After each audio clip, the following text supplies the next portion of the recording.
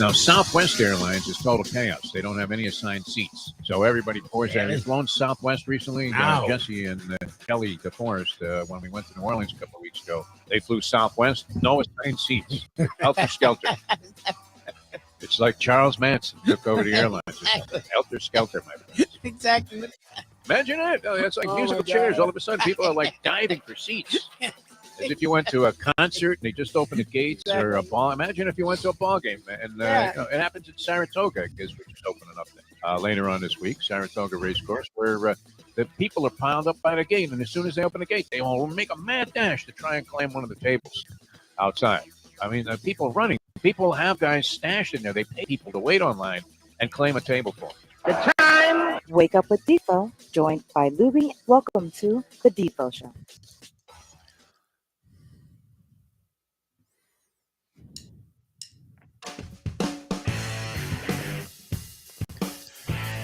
On a beautiful Friday here in South Florida. Good morning, everybody. Great to be with you. A Degenerate Friday is about to get underway. Jeff DeForest and Mike Lubie Lubitz here on South Florida Live. And great to have you with us. Later on, the professor with the big board that's kind of become the star of the show on Degenerate Friday. Absolutely fantastic job that he's been doing with that. And the Gambling Gourmet Mike Mayo, who you were with yesterday. Mike Lubie Lubitz. How was that place? What was that called? The Bang Shack. Something. Shack.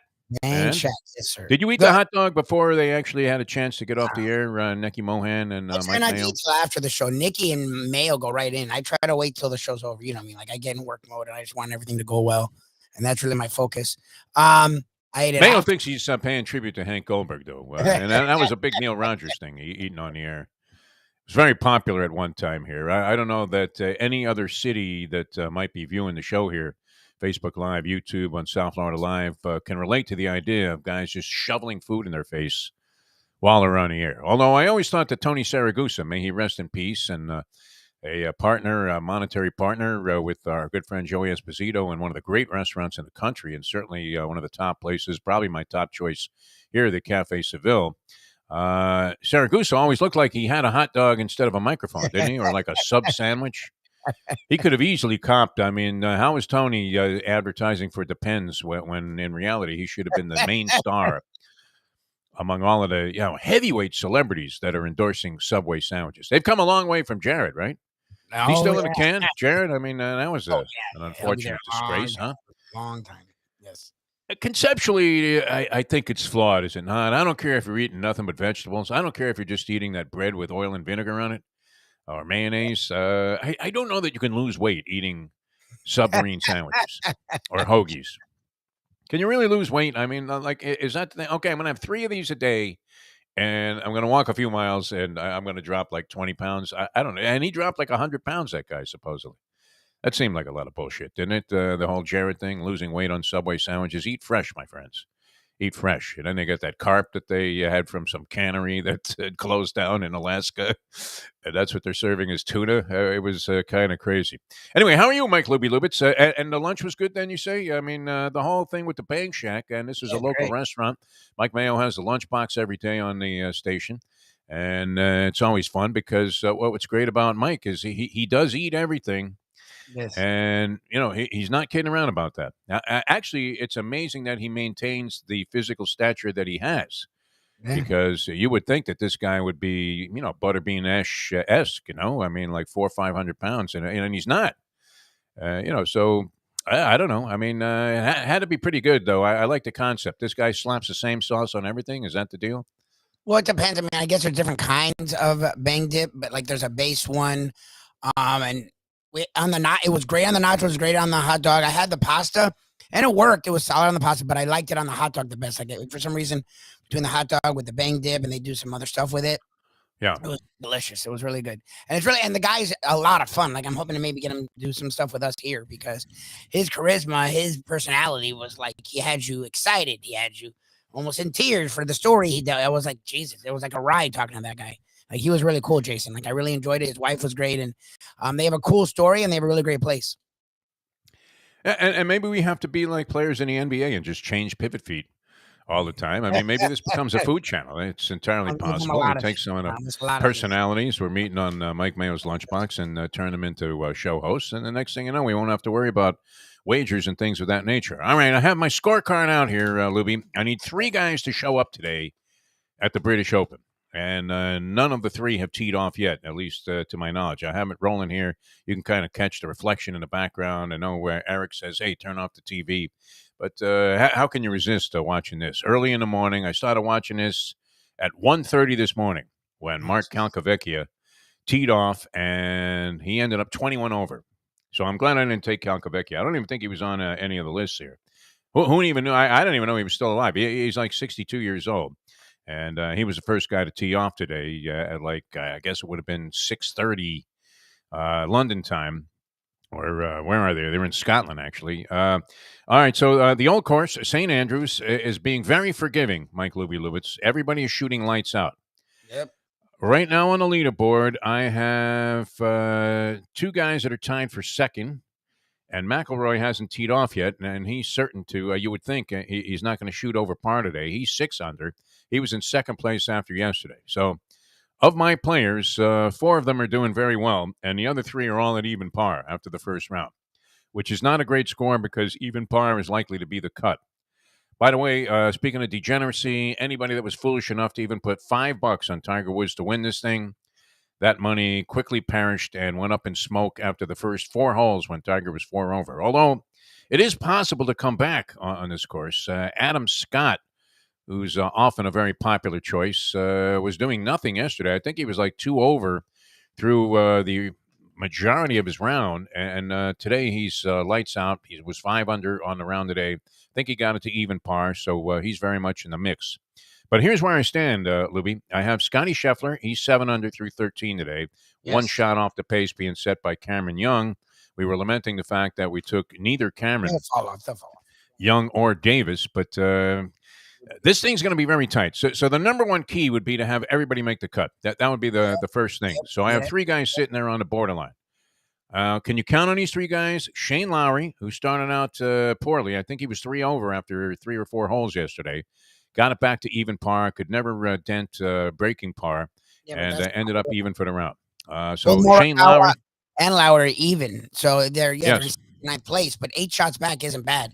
Those are like your 2 worst right now. Those are 2 of your worst players. That's not horrible.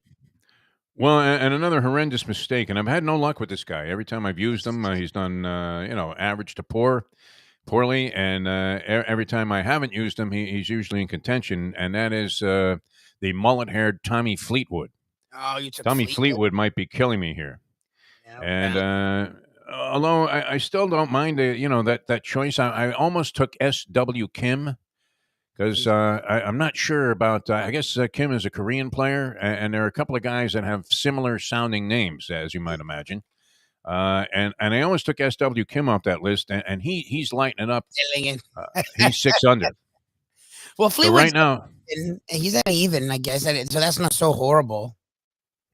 No, I mean, at least nobody shot themselves out of the thing like Tiger Woods did. I mean, Tiger Woods was 6 over yesterday, and I think he's like 7 over during today's round. He hasn't really done much of anything. He 3-putted from 100 feet away when he had a shot at an eagle, maybe shave a couple of strokes off. So he's not going to make the cut, Tiger Woods. That seems a certainty. So I need Tommy Fleetwood, Colin Morikawa, and Shane Lowry, 3 very reliable guys that you would figure would be, at least Lowry and Morikawa, you would figure would be in the mix, and Fleetwood, should be jogging in there. I mean, if he comes through today with like a somewhat nondescript 2 under, I'm in pretty good shape because I'm sitting there with Scheffler, and I would imagine I'll probably find out that I'm in last place. But I have Scheffler and Dustin Johnson. I almost said Dennis Johnson. Oh, you did take Dustin Johnson. I took Dustin Johnson, and I took DeChambeau. DeChambeau hasn't teed off yet. He was 3 under yesterday, so he's doing fine. With no trees, DeChambeau is a danger as long as he can make a few putts and not psych himself out of some of these short shots that sometimes are his ruination. But these guys are driving greens, and they're hitting this par 5. I think, is there 1 par 5 on St. Andrews? But they are slaughtering that. I mean, almost every guy is in contention for an eagle with some sort of putt after reaching the green easily in 2 with like a wedge. So it's not like the distance is prohibitive here. And I have 3 guys very much in contention. McIlroy, you think, is going to have another good round. I can't imagine he just blows a gasket today, can you? 6 under yesterday. And Scheffler and Dustin Johnson, both 7 under, Jeez, sitting tied for second place. That's So great. I have second 1 shot back, second 1 shot back, third 2 shots back without teeing off yet today. We're hoping Cameron Young comes back to the pack now. I have to root against him with every fiber of my emotional soul today, and hope this guy comes back out of the pack.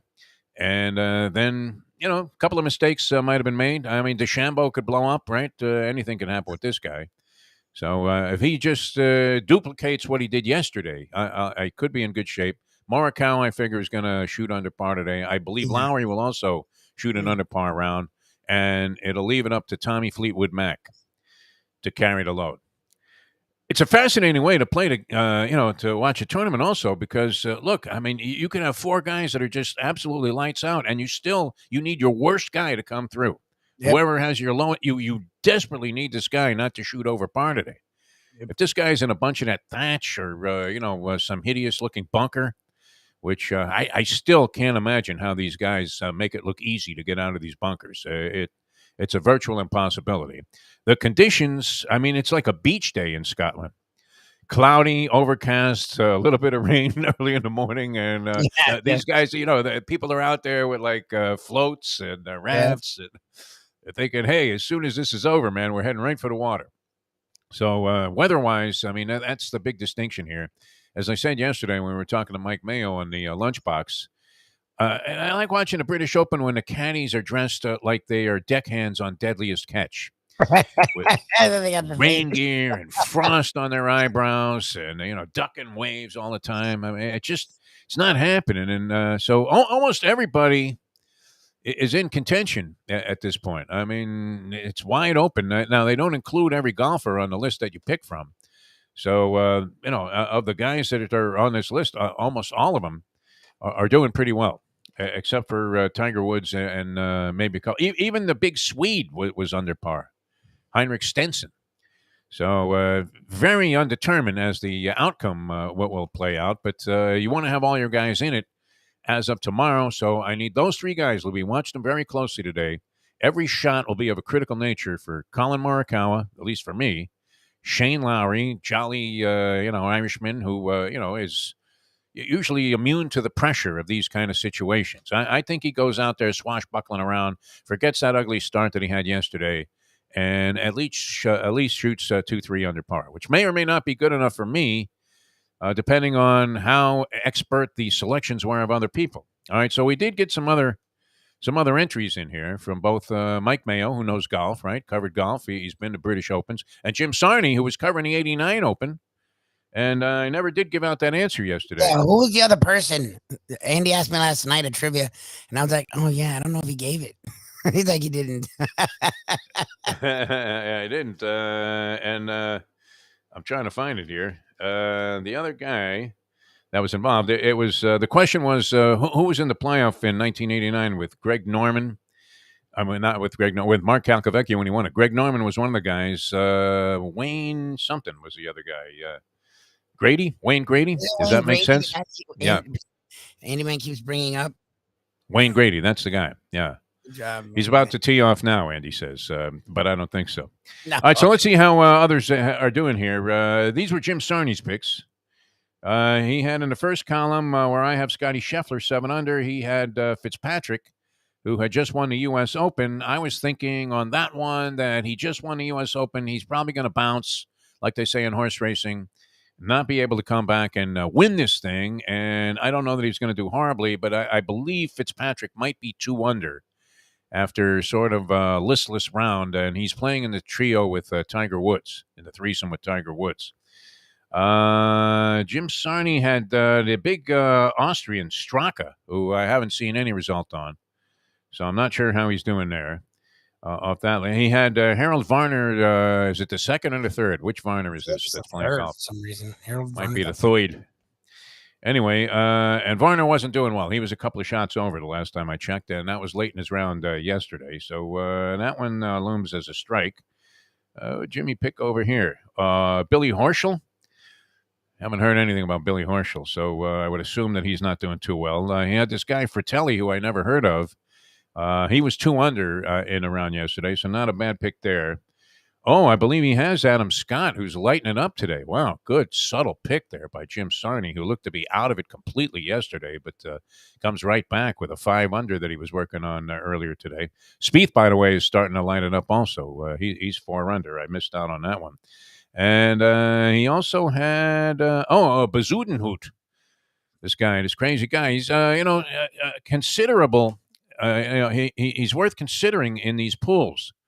And I've used him a couple of times, and he shows up pretty well. Like you were talking about yesterday, Lubie, where you want a guy. It doesn't necessarily have to win it, but he has to be in it. Yep. And this guy is often that factor. And as opposed to picking somebody off that list that's going to be completely out of it. So not doing terribly, but I don't know that he's threatening the top of the leaderboard. I think he was like 1 or 2 under yesterday. Bezudenhout. Who hails from where? Kazakhstan? Where's this guy from? I have no idea. Scott is tied with freaking McElroy. Where the hell does Scott come from? He's killing it today. I mean, absolutely lighting it up today. I believe. I think he might have been even par after yesterday's round. So there's hope for my 3 guys that are sitting there languishing at the bottom. Come on, Morikawa. Come on, Shane Lowry. Wake the fuck up. Jesus. And Tommy Fleetwood Mac, this will be the last time you ever hear his name mentioned on the show if he doesn't break par today, this clown. You pull that out of your ass. You didn't bring that up on air. Fleetwood Mac. He's the only one. Sick of using this guy, and having him ruin my pool entries. I was talking to Ken yesterday, and I didn't realize you went with Johnson. I remember telling you that I had heard some things about Johnson, but I wasn't sure that you went with Johnson. I wasn't sure you went with DeChambeau, but I knew you went with Morikawa. I knew you went with Lowry. I knew you went with McElroy, and I knew you went with Scheffler. And I'm like, all right, all those guys are at least doing decent. Yeah. So I think people's doing okay. You didn't bring up Fleetwood. Yeah, I don't know. He was Fleetwood is right now looming as a big loser for me. If this clown doesn't make the cut, that's it, Lubie. I don't think we'll even discuss golf anymore if Tommy Fleetwood Mac does not make the cut at the British Open. I mean, it's his homeland, right? I mean, this guy is from England, isn't he? Tommy Fleetwood? I think so. I know they're in Scotland, but it basically is like all of it is one big thing, right? Great Britain, as you were pointing out. Let's do a quick check on Mike Mayo and his selections. He has Kevin Na. I don't know. Did Na even show up? Probably got tired of all the questions about the Live Tour. He had Padraig Harrington. Wow, that's a reach. Padraig Harrington. Although a couple of the old-timers are doing well, including Usti. And also, who else is up there that is an old-timer? There was a guy right near the top there. Well, Adam Scott's 6 under now. He's not really an old guy. Lee Westwood was doing pretty well. 4 under yesterday. Hasn't teed off yet today. So, maybe Harrington wasn't such a stretch, but seemed like a reach to me. All right, so Mayo losing there. Tony Finau. We've seen nothing from Tony Finau. Actually, he took 2 guys in the same column. Leave it to Mayo to blow the whole concept. Not even legal. He took Patrick Cantlay and Tony Finau, so he's got a couple of strikes working there. And who else? He has Justin Rose. I didn't see anything from Justin Rose. I don't think he raised a gallop yesterday. He has Spieth, who's now 4 under and making a move. He has Ian Poulter, who had a pretty good round. Oh, no, he doesn't. I don't know what he took 2 guys in every column, this guy. He doesn't know what he's doing. No, he has Spieth, he has Poulter, and he has Usti. So, not horrible. Mike Mayo, not horrible on this. Harrington might be the one brick that he has, although I haven't seen a score. Anyway, the tournament's going to be fascinating because everybody's bunched up there, right? The proverbial logjam atop the leaderboard. I always love that. And I had a chance to cover some golf for CBS Radio when I first moved to Miami 41 years ago. And I was doing some stringing for CBS Radio and the Associated Press, UPI.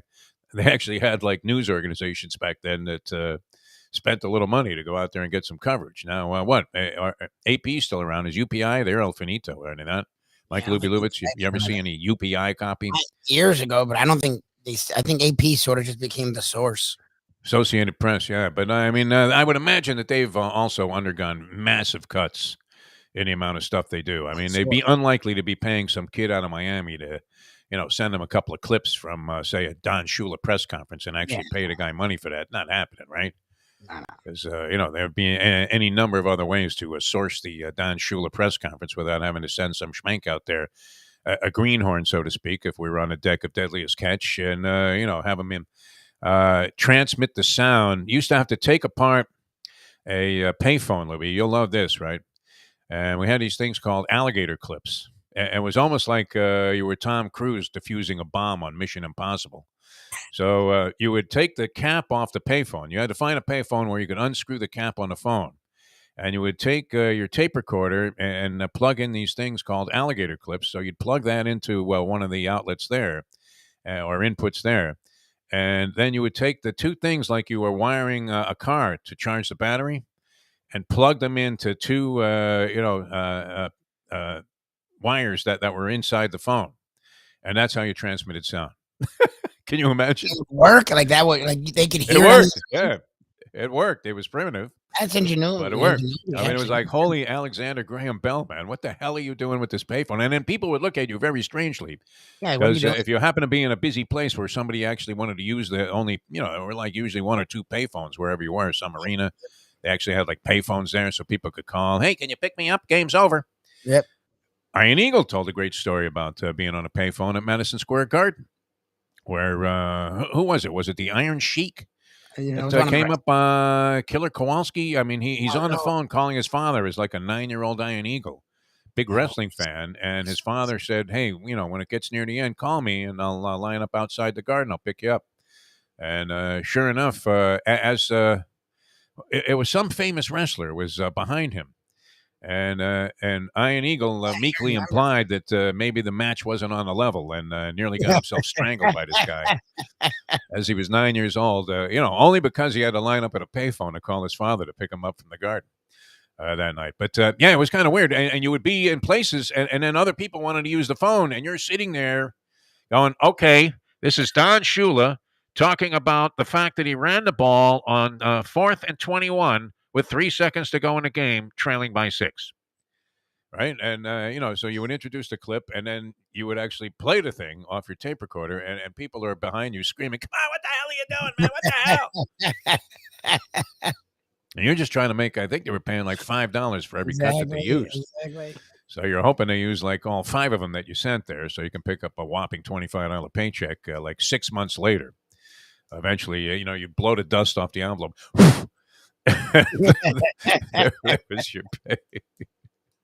But I did some golf for CBS Radio, and the guy's name was Kelly. His last name, I want to say it was like Jim Kelly, but obviously, that comes to light because of the great Jim Kelly, the quarterback here for the University of Miami, who went on to a brilliant pro career and, of course, annihilated the Dolphins for many years while he was QB in the Buffalo Bills. He went renegade. I mean, nobody resent. I guess that the Saudi ties, kind of taint all of this stuff. A lot of conversation about this. I mean, the Brits too love to egg on. They love this kind of soap opera controversy, right, with the royals and all of this stuff. So they really like to just stick it to these guys that are on the Live Tour, question after question about like, hey, how can you live with yourself? Yeah, and they were egging him on about, hey, because the guy that runs, what is it, the RNA? I don't know what that stands for. It's the RNA is the governing sporting body of England, or Great Britain. And the head of that has been very outspoken about the idea that he thinks the Live Tour is a bunch of BS, that it's really a bunch of garbage. It's bad for the game of golf, and he doesn't want to associate with any of these guys. They already banned Greg Norman from coming back. I mean, look, if you won the thing, I don't know. Can you really deny the guy a chance to come back there and be a part of what every other former champion has the opportunity to do because he started the Live Tour? I mean, is that not a statement saying how you feel about it? They banned the guy. You wouldn't even let him at like the champions dinner. They did let the players in, but they're trying to find every which way to exclude them in the future, including, I mean, because it's going to be very hard for these Live Tour players. How can they rack up any ranking points if they're only playing 8 events a year and nobody cares about it? And they're not really sanctioned by anybody other than the Live Tour itself. Has anybody even watched a second of Live Tour golf? No. Where do you find it? It's do we carry it on South Florida Live, the Live Tour? Why don't we put in a bid for it? We'll offer Greg Norman like $3 and become very unpopular.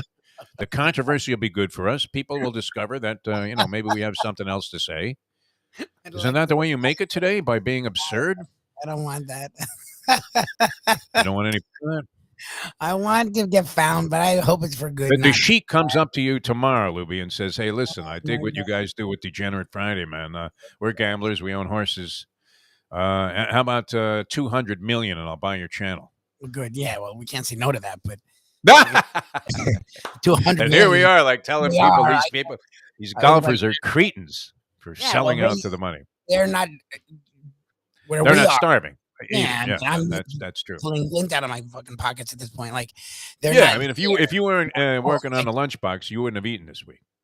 Let's put it that way. I mean, I wouldn't go Between the that far, Even keel but and this bank shack, yeah, you're eating high on the hog, my friend. it definitely helped. Unbelievable. That's true. All right, so I don't know that anybody understands where we stand with this thing, but think about, for my sake, people, just think about Morikawa today. Now, how could he go out there and have like a bad round? I mean, anyone It can happen to anybody, but I don't think it will. no, seriously, you're the defending champion. Rise up and act like you've been here before, Colin. Come on. Yep. Yeah, like motivating. Notice how critical you become. I mean, I'm surprised I didn't get into some kind of Asian racist statement here. Because you know this, degenerates, you become increasingly, I don't care, you might be, the most liberal-minded, open-minded, I love everybody, hippy-dippy type of person. You become increasingly more racist when money is on the line. You just do, if you're betting, right? All of a sudden, you're screaming racial epithets that, you're hoping, oh, I hope nobody heard that, right? You're thinking it, right? And then, later on, you got to kind of justify, yeah, I love all Asians. I love black people. Whatever it is.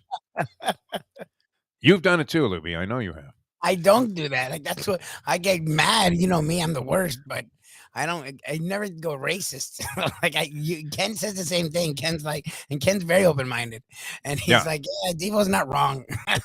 No, I'm not wrong. It's a little different for me, though. I would say this in defense of just even having these thoughts, which, it's words. It doesn't mean anything in that regard, right? I mean, obviously, you're not going to go out there and have a resentment towards black people because Tiger Woods lost money for you playing a golf tournament. And actually, you could throw Asians in there, too, with Tiger, man. It's a mixed bag with him.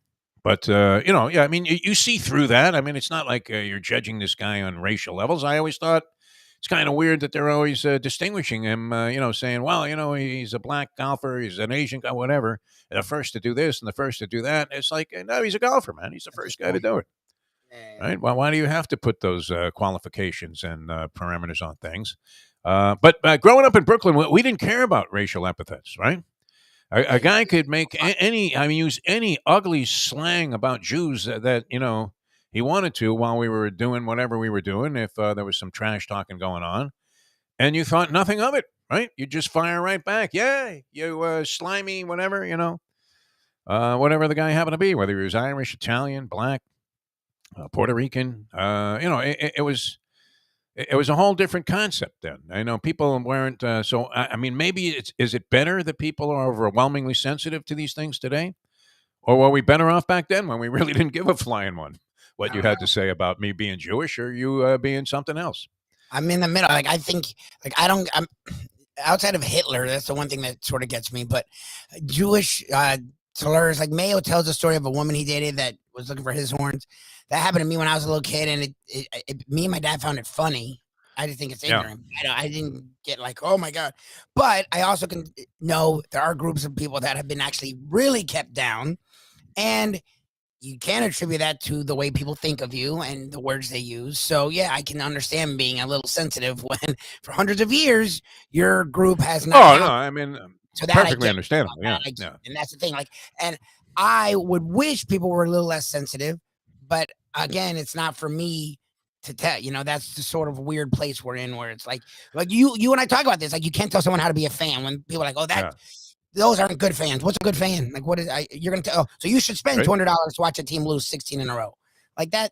I mean, that was a big thing back in the day on sports talk. It really was. Like, well, you don't go to games. Hank was all over that, right? You don't go to any games. What do you know? Are you paying for my ticket? And the truth is that you don't have to. And he was very resentful of the idea that he never played. I don't know. Did Hank say that he played sports? It was hard to picture Hank like lining up there, at shortstop and turning his back to the plate and making a catch in short left field. It just was, no. But I mean, that was a big knock. Was oh well, you never played, so you're not equipped to comment. Because you haven't played pro ball. But I mean, if you went out there and played any kind of level of ball, well, even if you were terrible at it, you might understand conceptually what it is that a guy is doing right or wrong. Correct, Lubie? I mean, here you're coaching these 8-year-olds, I am. formulating the very foundation of the fundamentals that they will take in Red Right. Auerbach type fashion into the next level of basketball they play.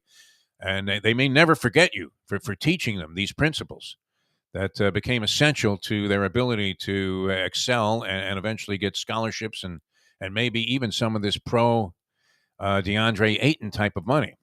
Didn't the Suns want to get rid of this guy like a couple of days ago? What is that, Lubie? What's going on in sports today? Well, they So do. the Pacers offered this guy like a record contract, $133 million, 4-year contract for a restricted free agent with Phoenix, knowing Phoenix has the chance to match. And they match it. That was crazy. Well, they don't want him, and they don't think he's worth a max. That's why they haven't given him max, and that's why they weren't even in discussions anymore. They have no problem with him leaving, but I don't know if he was officially an all-star, but he's a borderline all-star player. He's one of the better big men in the game. He had a real good year last year until he fell out of favor in the playoffs. Well, the playoffs, he just falls because, again, the playoffs become more about shooting in the guard. There was some kind of rift, though, with him and the coach. Well, he wanted the contract extension. He wanted a max deal, and he wanted it all year, and they wouldn't give it to him. So he's ready to go. They're ready to get rid of him. The problem is, if he just walks, then they get nothing. And it's rare to have a restricted free agent that's all-star caliber and get nothing for him. So once their hand was forced, they're like, okay, are we going to lose Ayton for? Because they were trying to get sign-in trades. That's really what they wanted. They wanted to get something for him, and there was nothing to their liking. So they just kept him. And now, I guess in January, they can trade him. And that's probably what they'll do. They'll probably wait till January, and then that's when they trade him. For what I know. That was kind of weird. I mean, one minute he was dog meat, and the next minute he's worth $133 million to two different teams. Exactly. Incredible. That was that Tyler Johnson contract. Imagine how happy Pat Riley was when the Nets gave this kid $50 million for like 5 years. And now it's chump change, right? Contavious Caldwell Pope just got $30 million for 3 years. I think he, might be in his 50s. Contavious Caldwell Pope. I think he's older than Eddie Pope if Eddie was still around. No, he's been in the league forever, right? He broke in with like magic. Contavious Caldwell Pope. I don't think he's that old, but he's been in the league a while. Yes. Just got $30 million. So $10 million is chump change by NBA salary standards today. It's weird to even think of it in that fashion. I know we always say that with these escalating salaries, but look, here was a guy that the Suns wanted to dump, and somebody offered him over $30 million a year to play. I mean, like $35 million. Is that what that is? Something close to that. 33. Yeah, it's like 33. $33 million. Yeah, 33 point whatever. Yeah. To average 17 points a game playing basketball and block a couple of shots. Come on. You got to be kidding me. But when Tyler Johnson got that deal from the Nets, Riley looked at it and said, good luck. That was it, man. I mean, there was no way they were matching that. It's, I mean, every now and then people make big mistakes. So, the Dion Waiters thing, how many guys did Riley reward for that one season where they hustled their brains out and came back from the grave? Remember, they were like 1-40 the first half of the season, then go 40-1 to close it out. I mean, it wasn't quite that, but it was close. They won 32 and whatever the other part of 32 is to end the year. I remember they had like 32 wins. They had like literally the opposite record, and it was the best record in the NBA in the second half. It was Dion Waiters, James Johnson, Kelly Olynyk, and I think Hassan Whiteside all got paid off of that. Oh my God! Oh, Whiteside! Wow. Yeah, remember he got. There's a guy that's making more money proportionate to production maybe than anybody in NBA history. Is that true? Hassan Whiteside. It's up there. Where is he now? Portland? I believe he's with the Portland Trailblazers. No, maybe. Hassan Whiteside. He comes in there. He gets like 4 garbage time minutes. At the end of the half there when they're ready to throw in the towel and they're mad at the starters. They throw Whiteside in there. He does nothing, and he's making. What? It was like $20 million a year. That's even chump change now by NBA standards. Anyway, a lot of bizarre transactions going on all around the sporting world, but this one is of merit. Through 16 now, Dustin Johnson atop the leaderboard at the British Open at 8 under. So I have Johnson at 8 under, Scheffler at 7 under. I almost took this Gooch guy, and I almost took Tyrell Hatton. Who is Gooch? Thought about it. Who is he? How would you know? It's Taylor Gooch, I believe is his name. Taylor Gooch. Who is he? Who's Taylor Gooch? He's an American. He's a decent player. He's one of these guys. It's Taylor Talor Gooch. So the Gooch man was definitely worth a play. He shot 3 under today, 7 under for the tournament. He's already in the clubhouse, my friend. He's already downing a couple of Guinness stouts, thinking, I got a shot to win this thing. All right, Hialeah Park. You always have a shot. It opened up yesterday. Toga. I didn't get a chance to wager on anything. I was home for a little while, and then I went on the Walk of Life. I came back. I saw some horse come home and pay $89. I'm thinking, wow, Toga's on. It's a graveyard of favorites. But it was a little bit chalky out there the first day, Lubie. So if I do get involved today, which I'm planning on, I would think it's ripe for a bunch of long shots, no? The favorites winning at Saratoga is not a trend that you want to warmly embrace. So, well, and it gives you the perfect opportunity to try and mow them down. So that's going on. And what a great place. I mean, if you want to combine the atmosphere of Saratoga with the action that you get by going screen to screen any day, but especially when you have the preeminent race meet in the country and maybe in the world, the Saratoga meet going on right now, Hialeah Park will be the place to go because you get that atmosphere. Now, you go in the clubhouse entrance there, and just that drive alone, Lubie, you've taken that drive, right, with the trees kind of hovering over, and wow, just a long, beautiful. I mean, it's the kind of experience you want to have when you went to a racetrack where you felt a little bit of a departure. It's like kind of, we talk about Jimmy Johnson's Big Chill in the Keys, like as soon as you leave Florida City, it's nirvana. Yep. And that's how you feel when you go to Hialeah Park. Then you look around on the grounds there, you see the citation statue, the old scoreboard, the saddling area was just absolutely magnificent. Look out on the track. I tell you what, Dennis Testa, he's something, man. Because when you're just absolutely great at your job, that track looks like that. They could put 2 horses on it right now and have a match race, right? The next thing you know, it's like, come on, Seabiscuit. Let him go. George Wolf riding Seabiscuit, the match race. What was that? War Admiral against War Admiral. Wow.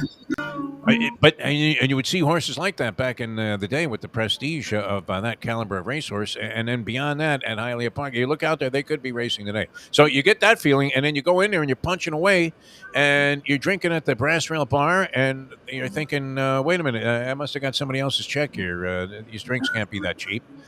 And you realize, wow, a bar in a sports environment with wagering where you're not getting clobbered. It's not $8 a beer. Whereas a ball game, it would be what was the most you ever paid for a beer? I think I paid $13 for a Corona Light. 13 outside what is now Lone Depot or Lone Defo Stadium. Oh, the Marlins. 13. Yep. That was a hideous price to pay for a lukewarm beer. Come on. Yep. It was like regular. It wasn't like an IPA. It was like a schmink beer. Like, like a Bud. Where do we write to Bruce Sherman, man? I need Mayo to get back on the city desk here and just put out a scathing editorial about fans getting ripped off. That would be great at the concession stands. How much money does this man need, right? 13 for a Corona Light. They don't do that to you at Hialeah Park, and that's why you feel so good about the experience there. It's great. I'm going to recommend the Cuban sandwich. I always like to get one of those on my way out the door. That's yeah, it's the way to go, man. I mean, they know how to do it down there at Hialeah Park, and they always do it right. Whether you're into fine dining for some corporate affair that you want to host, or you're having a big party like the Larry Little kickoff party where they have this outstanding buffet, they know how to cater a party, and they know how to throw one at Hialeah Park. Great place with all kinds of classic angles to it, including you can sort of breathe the history out of the walls there, and have all these great pictures. And I mean, it's just fantastic. You're going to love it. The environment there is top notch, second to none.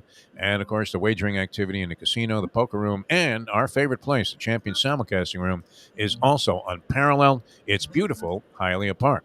All right, the professor's around the corner. He's coming up with the big board. Always curious. I mean, you have any insight into where it's going this week, Lubie? Because I'm actually depressed. I'm going to have to go back into the archives here in South Florida Live and see the one about the athletes we would trade for Brittany Griner. I forgot. So he also threw in Trevor Bauer. Trevor Bauer was. Oh yeah, for sure. Obviously. Oh, and Kyrie. I can't believe I forgot about Kyrie. Like, who?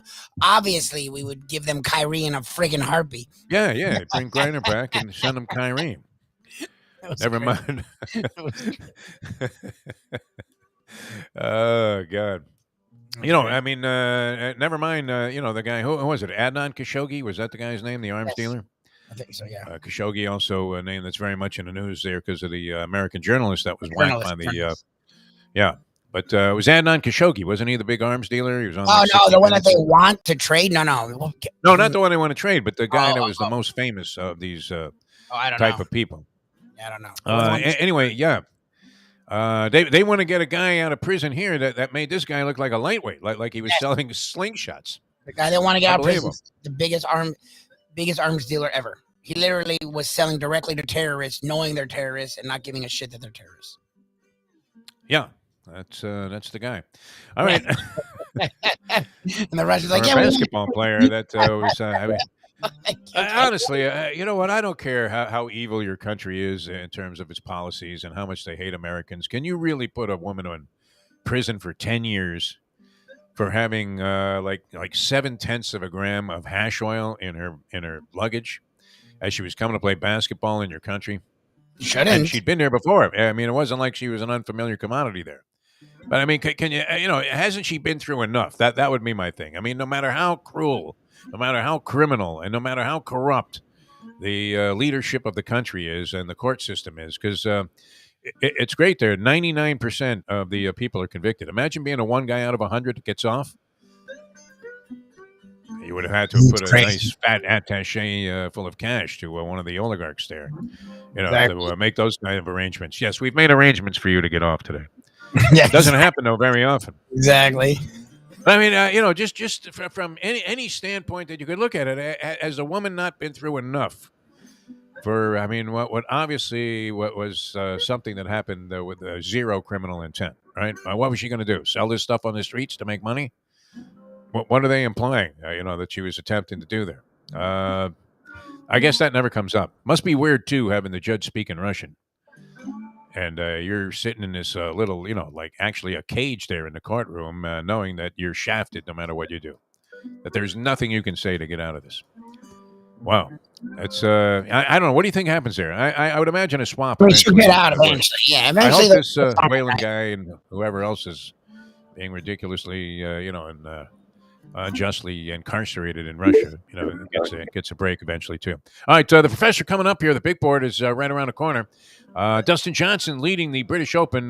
Cameron Young, who was leading yesterday at 8 under, hasn't teed off yet. I don't like the look on Scotty Scheffler's face as he attempts to get into that dead heat for first place.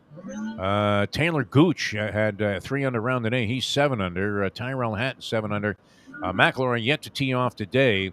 And he was 6 under yesterday, 2 shots off the lead. So expecting big things. We need Morikawa. We need Shane Lowry. And that stinking rat with the silly-looking hair, Tommy Fleetwood Mac. What possessed me to go with this guy, Lubie? What? Idea. Hometown? Bigger? Usually consistent? Has he been playing well of late? I don't know. Seems like he's always hovering around there. Tiger Woods money, though, up in smoke on a Degenerate Friday. I mean, +7 here and 9 holes to play. Think he can pull off a miracle?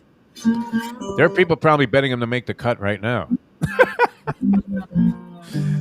I always believe. All right, the professor coming up next here. Then Mike Mayo, the Gambling Gourmet, later on the program. It's a Degenerate Friday here on South Florida Live, the Defo Show. Jeff DeForest, Mike Lubitz. And we'll be back with more in a moment. Now that. The time 7:46. Folks, Tony Segreto here. Let me ask you a question. What do you look for when you go out to eat? Good food, obviously, friendly atmosphere, not too loud, but good energy, reasonable prices, and a place where you feel comfortable.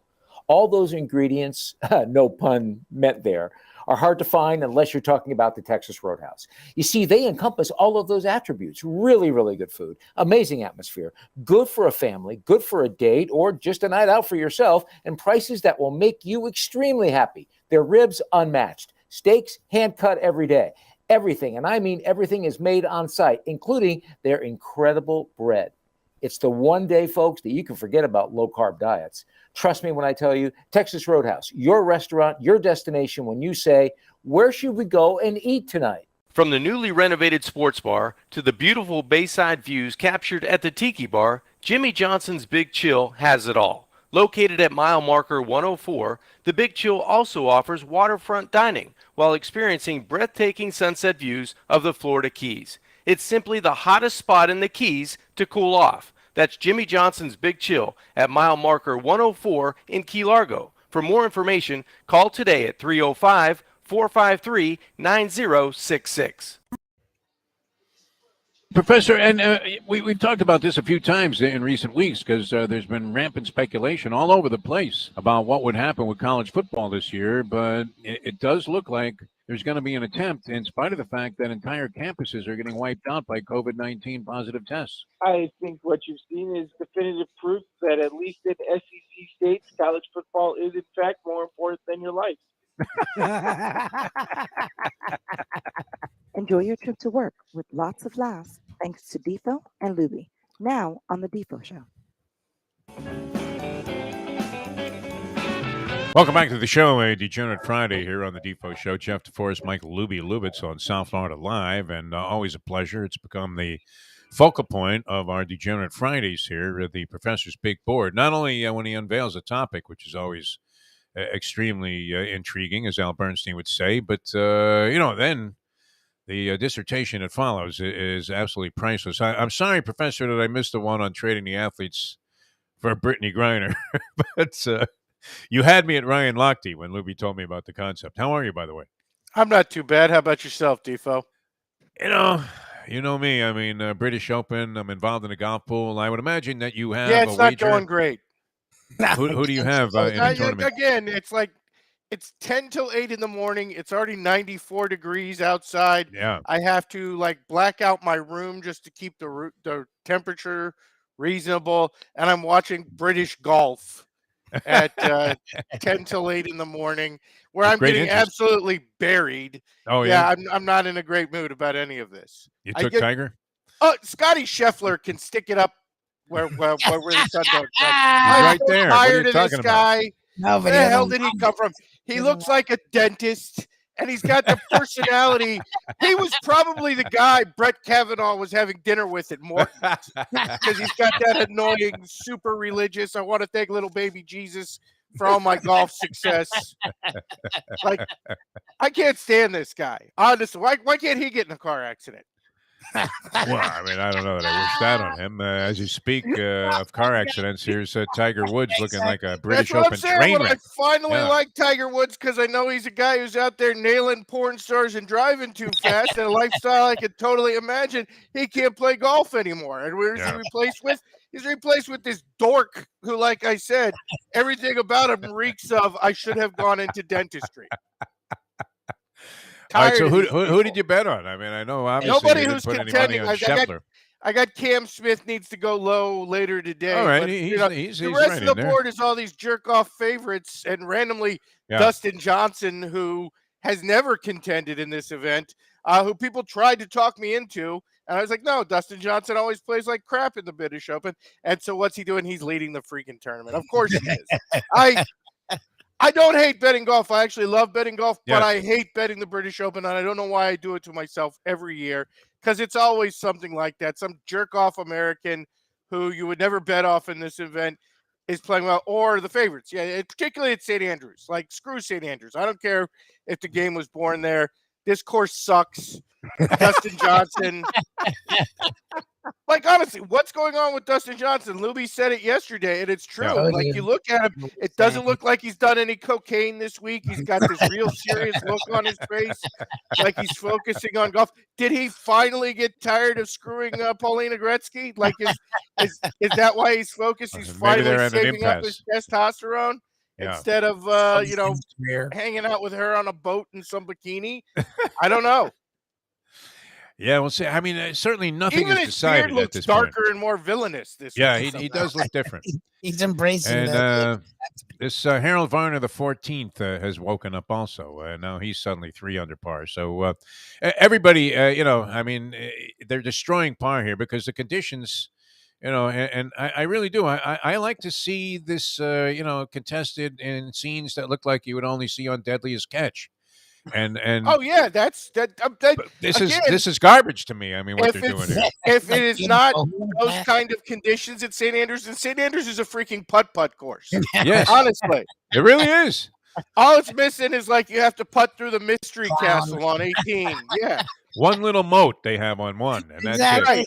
it. one little moat, like a tiny moat, like you would see in Disney World. It's right. crazy. No, this course is a joke. St. Andrews, like, if the weather is nice, the course St. Andrews is a joke. It really is. I'm glad you And- came out and said this. And yeah. now we have all these jerk offs who I can't stand at the top of the leaderboard. And Yeah. is this the consequence of the Live Tour? Is that Dustin Johnson, now that he's taken all the Saudi Arabian money, he's like turned Muslim and he's really serious about golf and life? Is if after Dustin Johnson lifts the cup, is he going to be like Allahu Akbar and talk about it? I think the pressure's off. serious life. Is what it is. I'm like, he's not worried about choking a major because he doesn't need. He didn't need to cash anyway. I guess that was a big thing about the Live Tour was like most of these guys obviously didn't need the money. They'd made a ton of cash. It's your theory that how much money do you need, and at what price do you just I mean, in turn all your other back on cases- everything that you've stood for. In all of the cases, I would actually agree with you.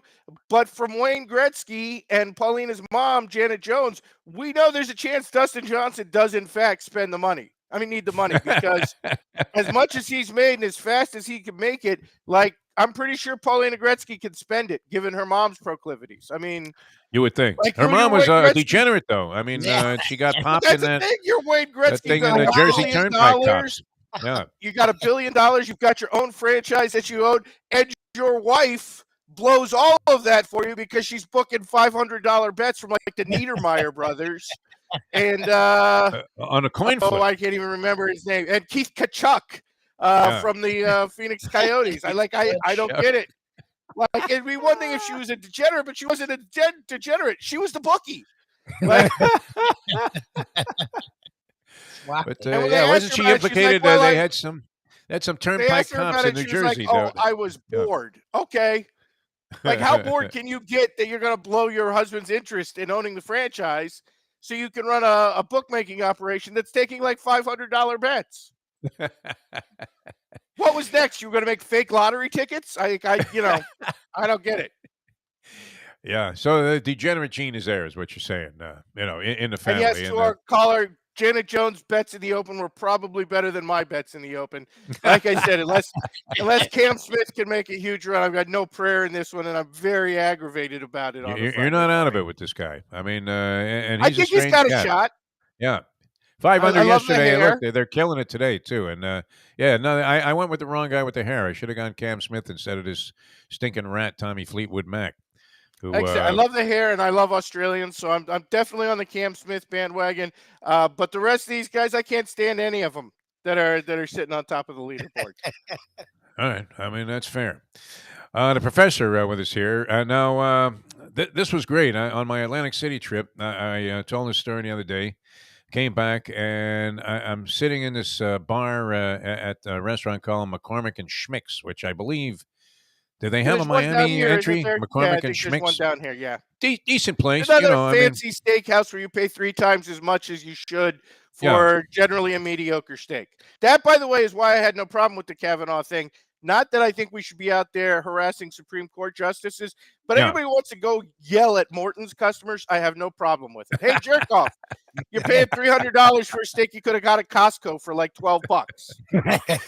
and the guy looks at you when he brings the steak to the table and says, "What do you mean you wanted parsley with that? That's an upcharge." You're like, because you're just looking at a That's actually giant the white most- plate with the steak That's on it. actually the most brilliant thing with these steakhouses Yeah. is they charge you like $12 for sauce. Like, who the hell Yeah. ever heard of going spending exorbitant amounts for a meal and then they charge you extra for the sauce? Like a marinade, $10. It was crazy. I was talking about my experience at Gordon Ramsay Steak, where $24 for the lobster bisque, and it came literally in a thimble. Oh dear That they God! poured into a bowl that looked like one of those old catcher's mitts where, it was just solid leather and then there was a pocket where the ball is. And this is for the lobster bisque. A lobsterless lobster bisque. Okay, then Well, like it should have just been called bisque. That's what it was. I'm going to give you a piece of advice from my own restaurant experiences. Yes. You can never take Lubie to Atlantic City because he will eat like $1,200 worth of $24 for a thimbleful lobster bisque. Lubie will be, I want you to pour it into a big gulp cup and just bring it to me. I'm going to drink it. They came with This one of is those a guy little I've seen silver order- snifters, like. This is a guy I have seen order 3 lobster bisques for dessert one time. Remember, wasn't he in the lobster eating contest where we were supposed to let the listener win? Yeah, and Lubie was so determined, that he beat her out of the prize we were giving away, which was I don't a even bogus think he was cruise. determined. I just think Lubie, that's how Lubie eats lobster. Yeah. I think Lubie eats lobster like Joey Chestnut.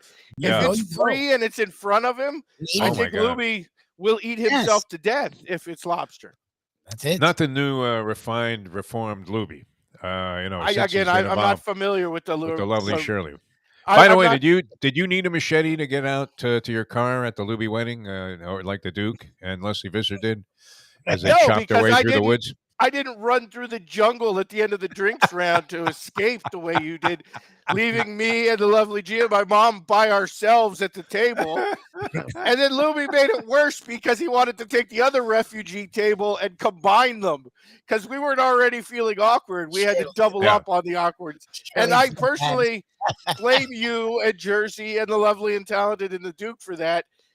Because we were the only people who were polite enough to at least watch them do their entrance, which is another. No, but it took forever, man. I mean, come on, let's get to it, Lubie. And we ended up at Church's Fried Chicken, which they have one outlet left in the country, and I think it's in Homestead. I knew you were stopping there the minute I saw that.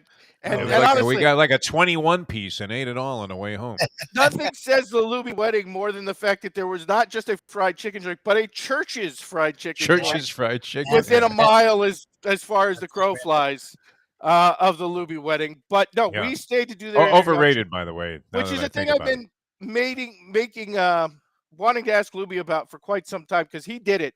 When did this thing start with weddings where they introduced the wedding party and the groomsmen and the bridal party and everybody struts out like they're Ric Flair? Like, because I know all young people I know. do that now, and Lubie did it too. When did that become a thing? Like, most weddings I've gone to, people are like dignified about it. Yeah. And now it's like if you don't have Julio Cesar Chavez's ring entrance, Macho Camacho, yeah. No. it's like Wearing some embarrassing fringe to you. shorts You know, that are down to your knees. a mariachi band and 3 luchadors coming out, strutting your way to the front there. It's not really a wedding anymore. When did that become a thing? I don't know. It's so true. What do you mean? I They don't do know, organized dances. I told Sharon, like, I'm not doing a fucking organized. Like, what do you mean? People wanted to. They do it the groomsmen and the bridesmaids. They do it like it's a freaking flash mob.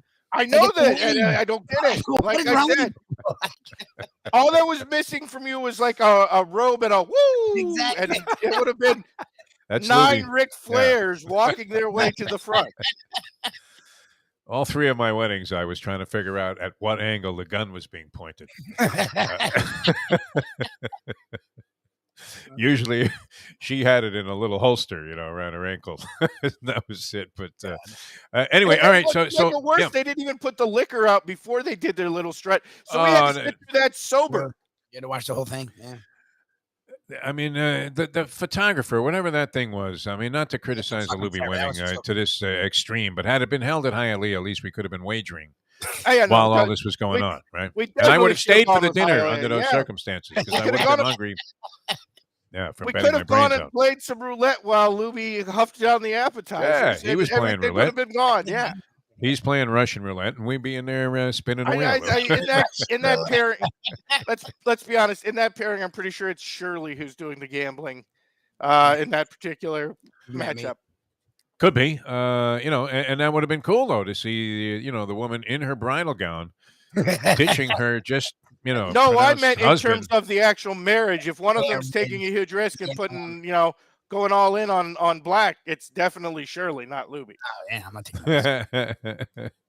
No, Lubie, he doesn't want. Yeah, look, obviously, it'd be nice to know Lubie at a time after he came into some level of wealth, but while he's sort of staggering around there on the ropes, trying to hang in there, he's not inclined to be separated from his money like we are.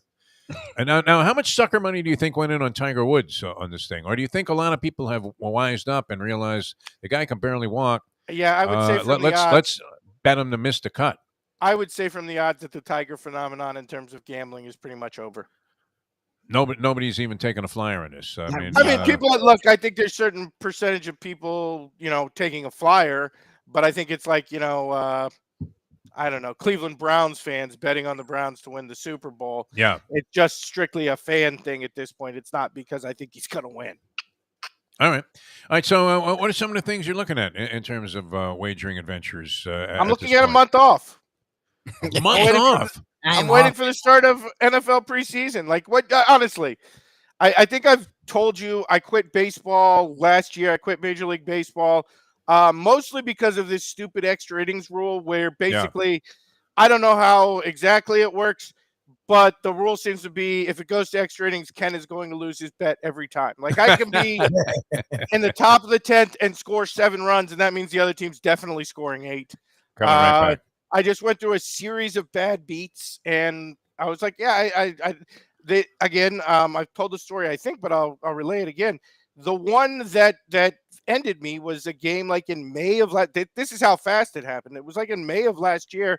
The Cardinals were playing the Brewers. The Cardinals were up 2 in the bottom of the ninth with nobody out and 2 strikes on the batter. Yadier Molina drops the 3rd strike. The Milwaukee runner runs down to first base. Next guy hits a home run on the first pitch, goes to extra innings. I think the Cardinals scored like 3 in the top of the 10th, and Milwaukee immediately comes back and hits a grand slam in the bottom of the 10th. Oh, nice. Yeah. Like, okay, I'm done with baseball. And that's honestly, me and blackjack. I mean, too many times. Yeah, phenomenon. Lubie and I were talking about this a little bit last night. If I bet on Major League Baseball, then I have to watch Major League Baseball, which at this point I don't want to do anymore. Like it's brutal, it's painful, and I don't want to watch the Home Run Derby, which I know PC, our buddy's getting very excited about, because I don't want to watch fat Gator scumbag Pete Alonso cheat his way to another title. Fat Gator scumbag. Pete Alonso, not ago, New York Met, home run I king. think it was Vladdy Guerrero Jr. He was in one of the juniors he was up against in the finals.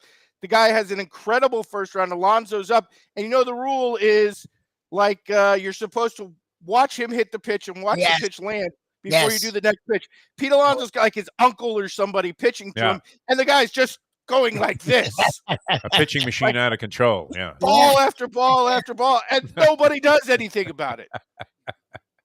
You ever get and you used to have to pay a fairly hefty price for this. I mean, it wasn't overwhelming, but you're paying like $3-4 to hit 20 balls in those pitching machines. They had the batting cages. What was the name of the place there? And it was off the highway, not Boomers. That's the one in Palm Beach or Boca. Grand Prix, yeah. Remember that? Yeah. I love going into the batting cages, because I still liked getting in there and hitting the ball, and so you'd work your way up, and eventually you're in like the highest one, the 90-mile-an-hour cage, where none of the balls were round, and then beyond that, the machine would just keep firing them, just like you're talking about, where it was like before you even had a chance to look up, there were 2 balls coming at your head.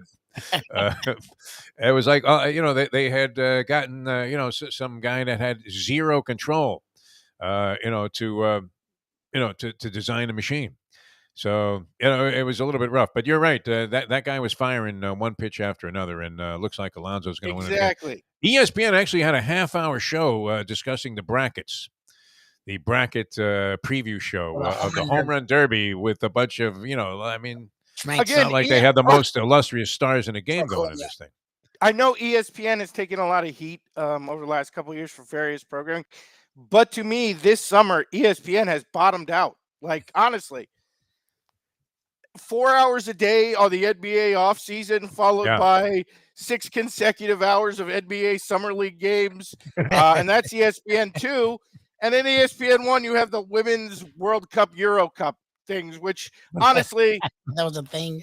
Is like, just give the trophy to Germany. They win every time anyway. I get it's a PC thing because he's jonesing a lot harder than I am. He texted me the other day, and I don't remember. It was Norway or Finland or one of those kind of Scandinavian countries. Germany was playing. It was like, oh, well, they're plus 340. We should take a shot. I was like, no, I'm not going to bet women's soccer because I don't know anything about it. And even if I did know anything about it, I have no desire to watch it.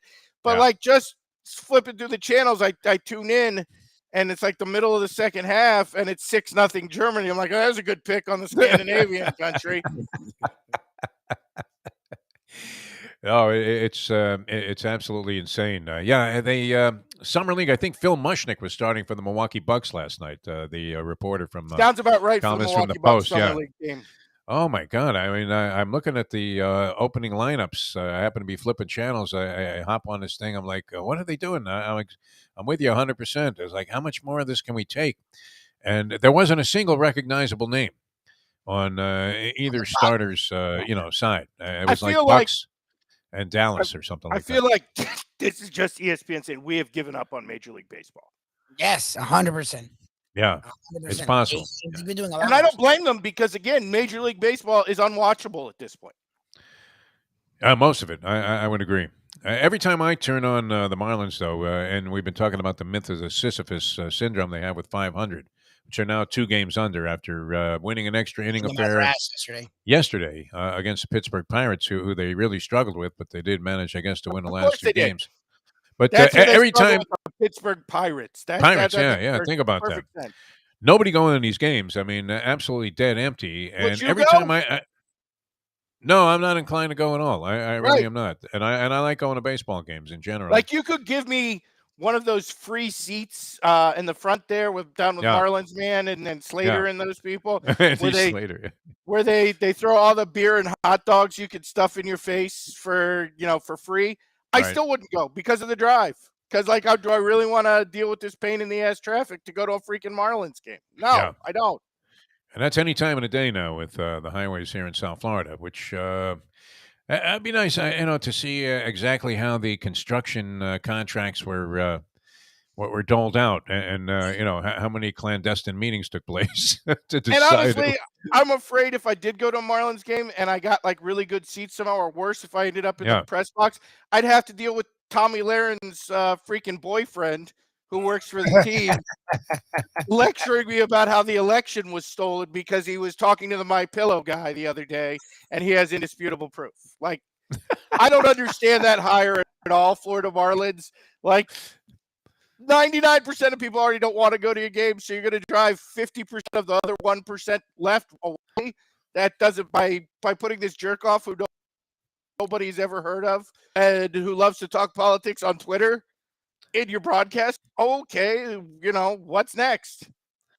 Yeah, they certainly have not been strong. They're almost Stephen Ross-esque when it comes to public relations and understanding their fans, which were limited to begin with. All right, we need to get to the big board. You're not betting.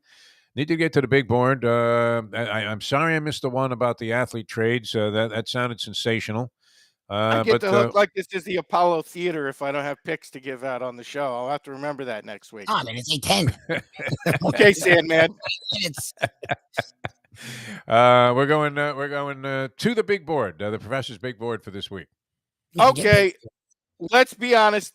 There wasn't a lot going on in the world of sports this week. There's just not a lot of stories to go to, and the big board can be a little bit story dependent, so to speak. Yeah.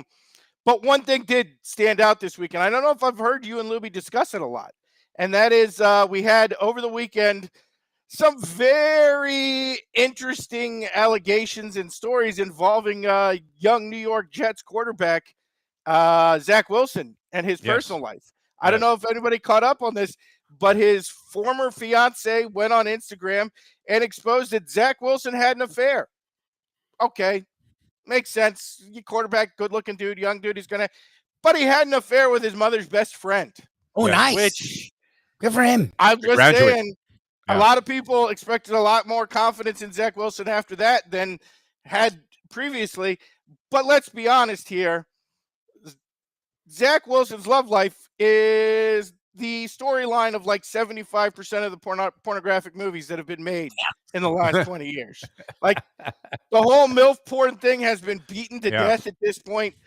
Not only are there entire websites devoted to it, again, anywhere you go, this is just what the porn world has become, is dudes sleeping with their stepmom, sleeping with their mom's best friend, sleeping with their friends' moms, blah, blah, blah. So it got me thinking about the genres used in the pornographic world and what NFL players might fit within those genres. So that's this week's big board, is the big board of NFL players who can star in different porn genres. Inspired, of course, by young Zach Wilson and his relationship with his mom's best friend.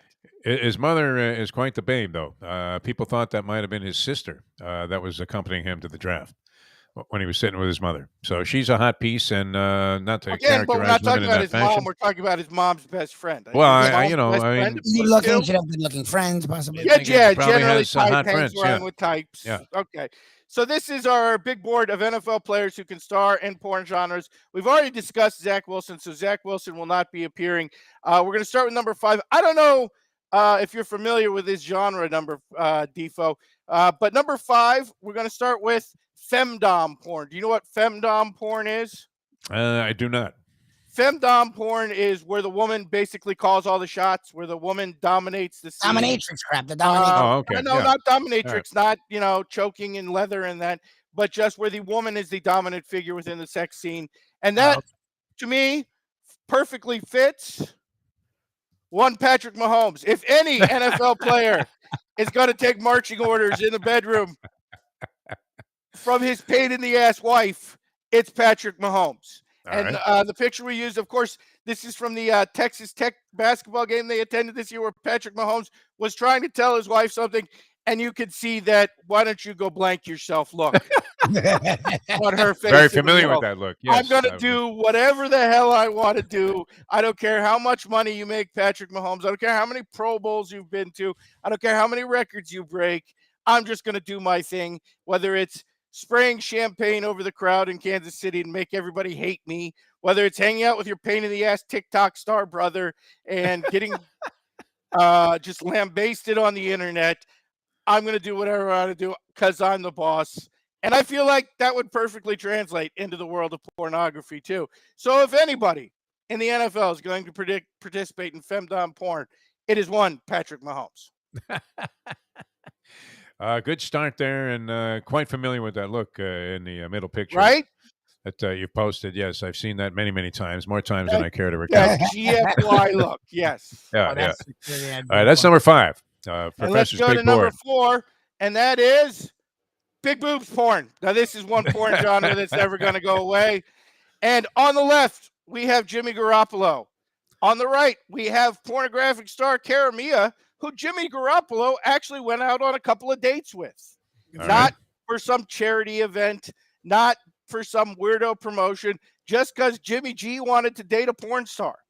I'm going to say, when you're an NFL looks like he wanted to play basketball also. Exactly. A starting NFL quarterback who is world-renowned for his bad contract that pays him so much money and his handsomeness, and you're just randomly dating a porn star for no particular reason, it's because you want to see those things. Let's be honest. You're looking for an up-close view. Yeah. So I think we have a pretty good idea, because other than, the gigantic wreck, she kind of looks like Snooki from the real world. I don't think she's particularly outstanding in any other area. So I think we have a pretty good view of what Jimmy Garoppolo is into. And if someone from the NFL is going to star in the big boob genre of pornographic films, it's going to be one handsome Jimmy Garoppolo. Handsome Jimmy G. Did anybody ever ask him if those were real? I think we can tell what those are. I'm pretty sure everybody who's ever not. seen a picture knows those aren't real. Those are not real. Looks like something Red Auerbach used to roll out on that halftime show we used to do with the little kids. That's number 4. Number 3, I think, is the most obvious picture of all. And really the confusing part is really more what this genre of pornography is all about, which is Japanese dominate the industry. But that is anime and furry porn. Now, for those who don't know, anime is cartoons, and furry is people who want to have sex with furry animals. Oh, all right. Do you remember Very that? common. Do you remember that? That Robin Hood movie Disney made like 30 years ago, or maybe even 50 years ago, where Robin Hood was a fox and Maid Marian was also a fox? The cartoon. Yeah, the cartoon. Yeah. So if you wanted to bang Maid Marian as the fox, you're a furry. And if anybody in the NFL is going to be in anime and furry pornography, I think it's very obvious that it's Russell Wilson. That's going to be living that anime/furry porn life. Oh my God. We see him here dressed up as a big bad wolf. He's dressed up as Batman. He's dressed up as some space figure who kind of looked like Busta Rhymes. There's pictures all over the internet of Russell Wilson living that anime/cartoon life. Yeah. And I think if anybody's going to star in this particular genre of porn, it's Russell Wilson, who, let's face it, he's a great quarterback. He doesn't get in trouble, but I think we all suspect he is a deep, deep weirdo. Yeah, he's weird. Yeah, I mean, from the picture and everything you said, I'm surprised, or would be surprised if even Roger Goodell didn't open up some kind of investigation into this man's behavior. I don't think necessarily there's going to be an investigation. Yeah. But let's be blunt about it. That horse mascot thing that the Broncos is probably nervous about going into the locker room these days. Jesus. Doesn't stand in the barrel anymore, where you're assuming he's wearing no pants. Yeah. God. Who is worse, that guy or Dolph Van Denny, the Bronco guy that we used to stand in the barrel with the cowboy outfit Dolph on? Van Denny was yeah, whatever. The all-time classic. Yeah, he could be in one of these. Honestly, I don't know. Things. Yeah. I don't know between Dolph Van Denny and like the last 10 or so years of that super tall black guy who dresses up like a cowboy for Cowboys games, because now he's like 85 years old and it's just deeply weird looking because he doesn't look like a cowboy anymore. Right. He looks like the drunk guy that's always in the cowboy movies who redeems himself at the end. So yeah, to me it would be those two. You wouldn't necessarily want Fireman Ed rushing to a balcony to save a small child. I mean, after watching him at those Jet games. And I guess we should sort of mention the Viking guy who does like the clap and the skull thing. But I don't know if you've seen him. He scares me because he looks like one of those guys from Iceland who does the world's strongest man thing. So I can't really make too much fun of him because I'm physically intimidated by him. But other than that, yes. All right, we have the professor. It's the big board. The NFL players that would fit various categories of pornography. We have Russell Wilson weighing in at number 3 because of these furry outfits. And what's up next on the big board, Professor? Number 2 is going to be a controversial selection. It's going to rub some people the wrong way.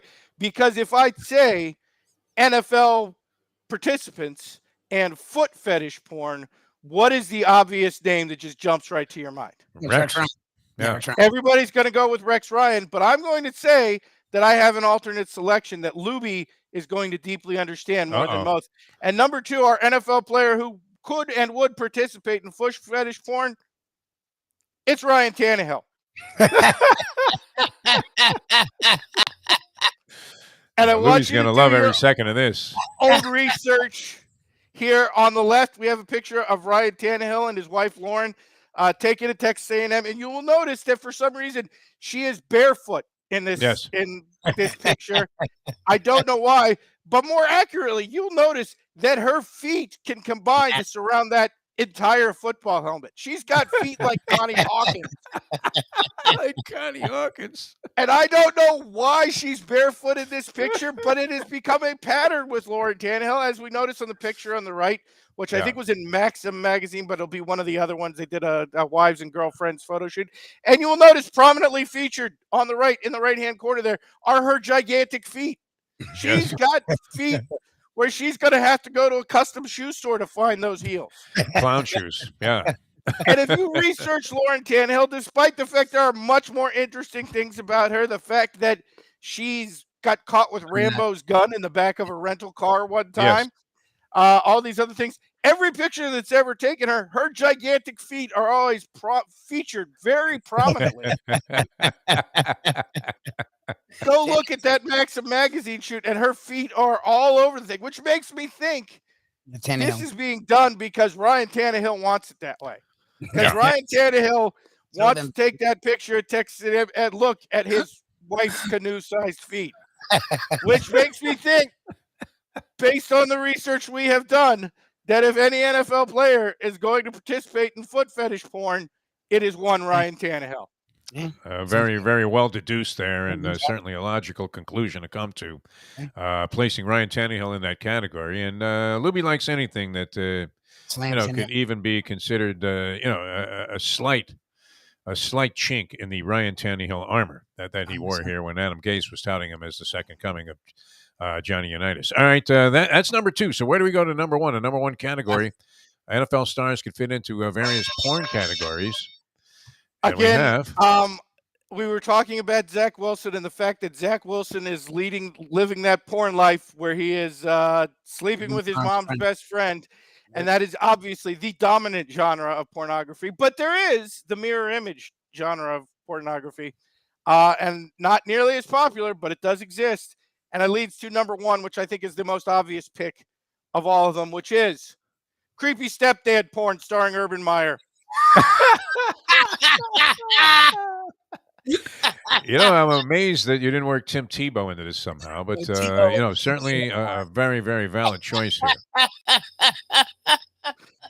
I don't even really think this one requires much explanation. Yeah.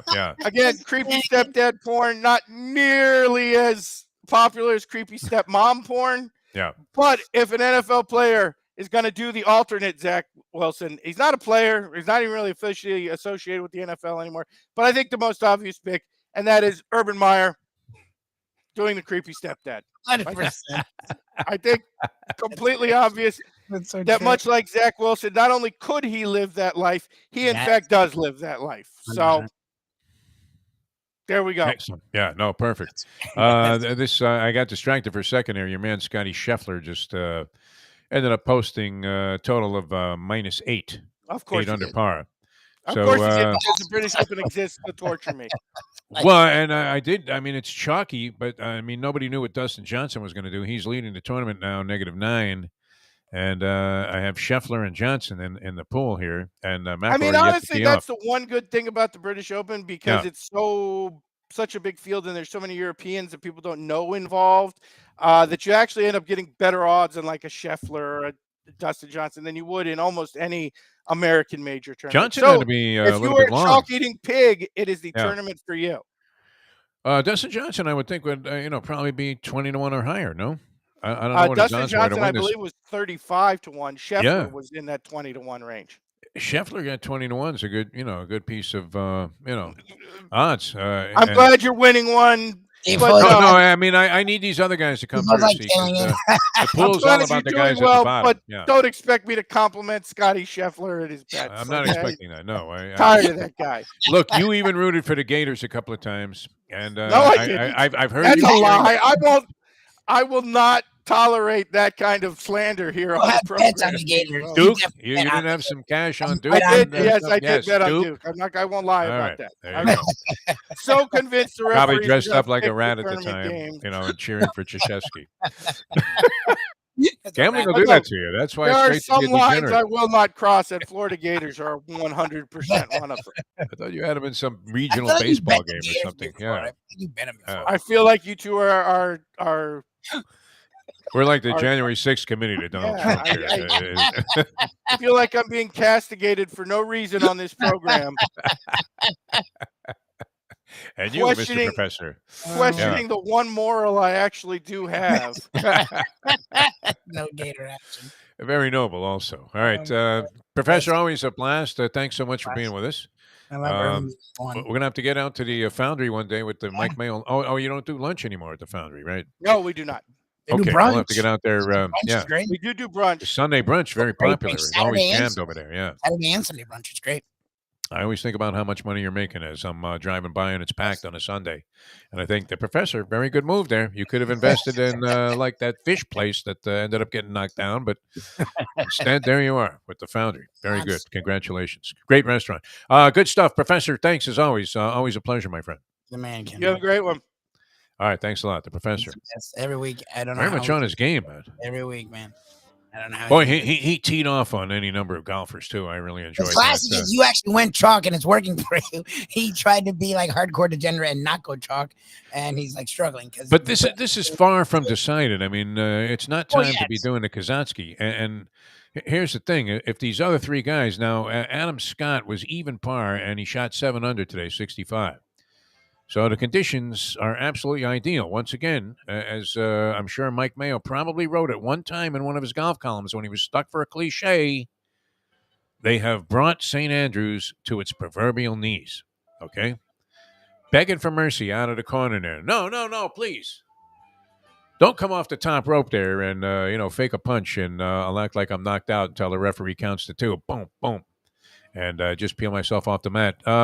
So, I mean, there's so many guys that are up there in contention, Lubie, all flirting around this same number of 9 under, 8 under, 7 under. That far from decided. But my guys at the bottom have to wake up. They have to wake up right now, Lubie. I wish I was there. I would send, from the grave, Angelo Dundee in there to say, you're blowing it, kid. You're blowing it. Just be very blunt. That's what my horoscope said today. Come right out and say what it is that you have on your mind. Don't hold back. Don't try to please everybody and make everybody feel good. Just tell them, hey, you know what? You're a rat, Morikawa. A rat.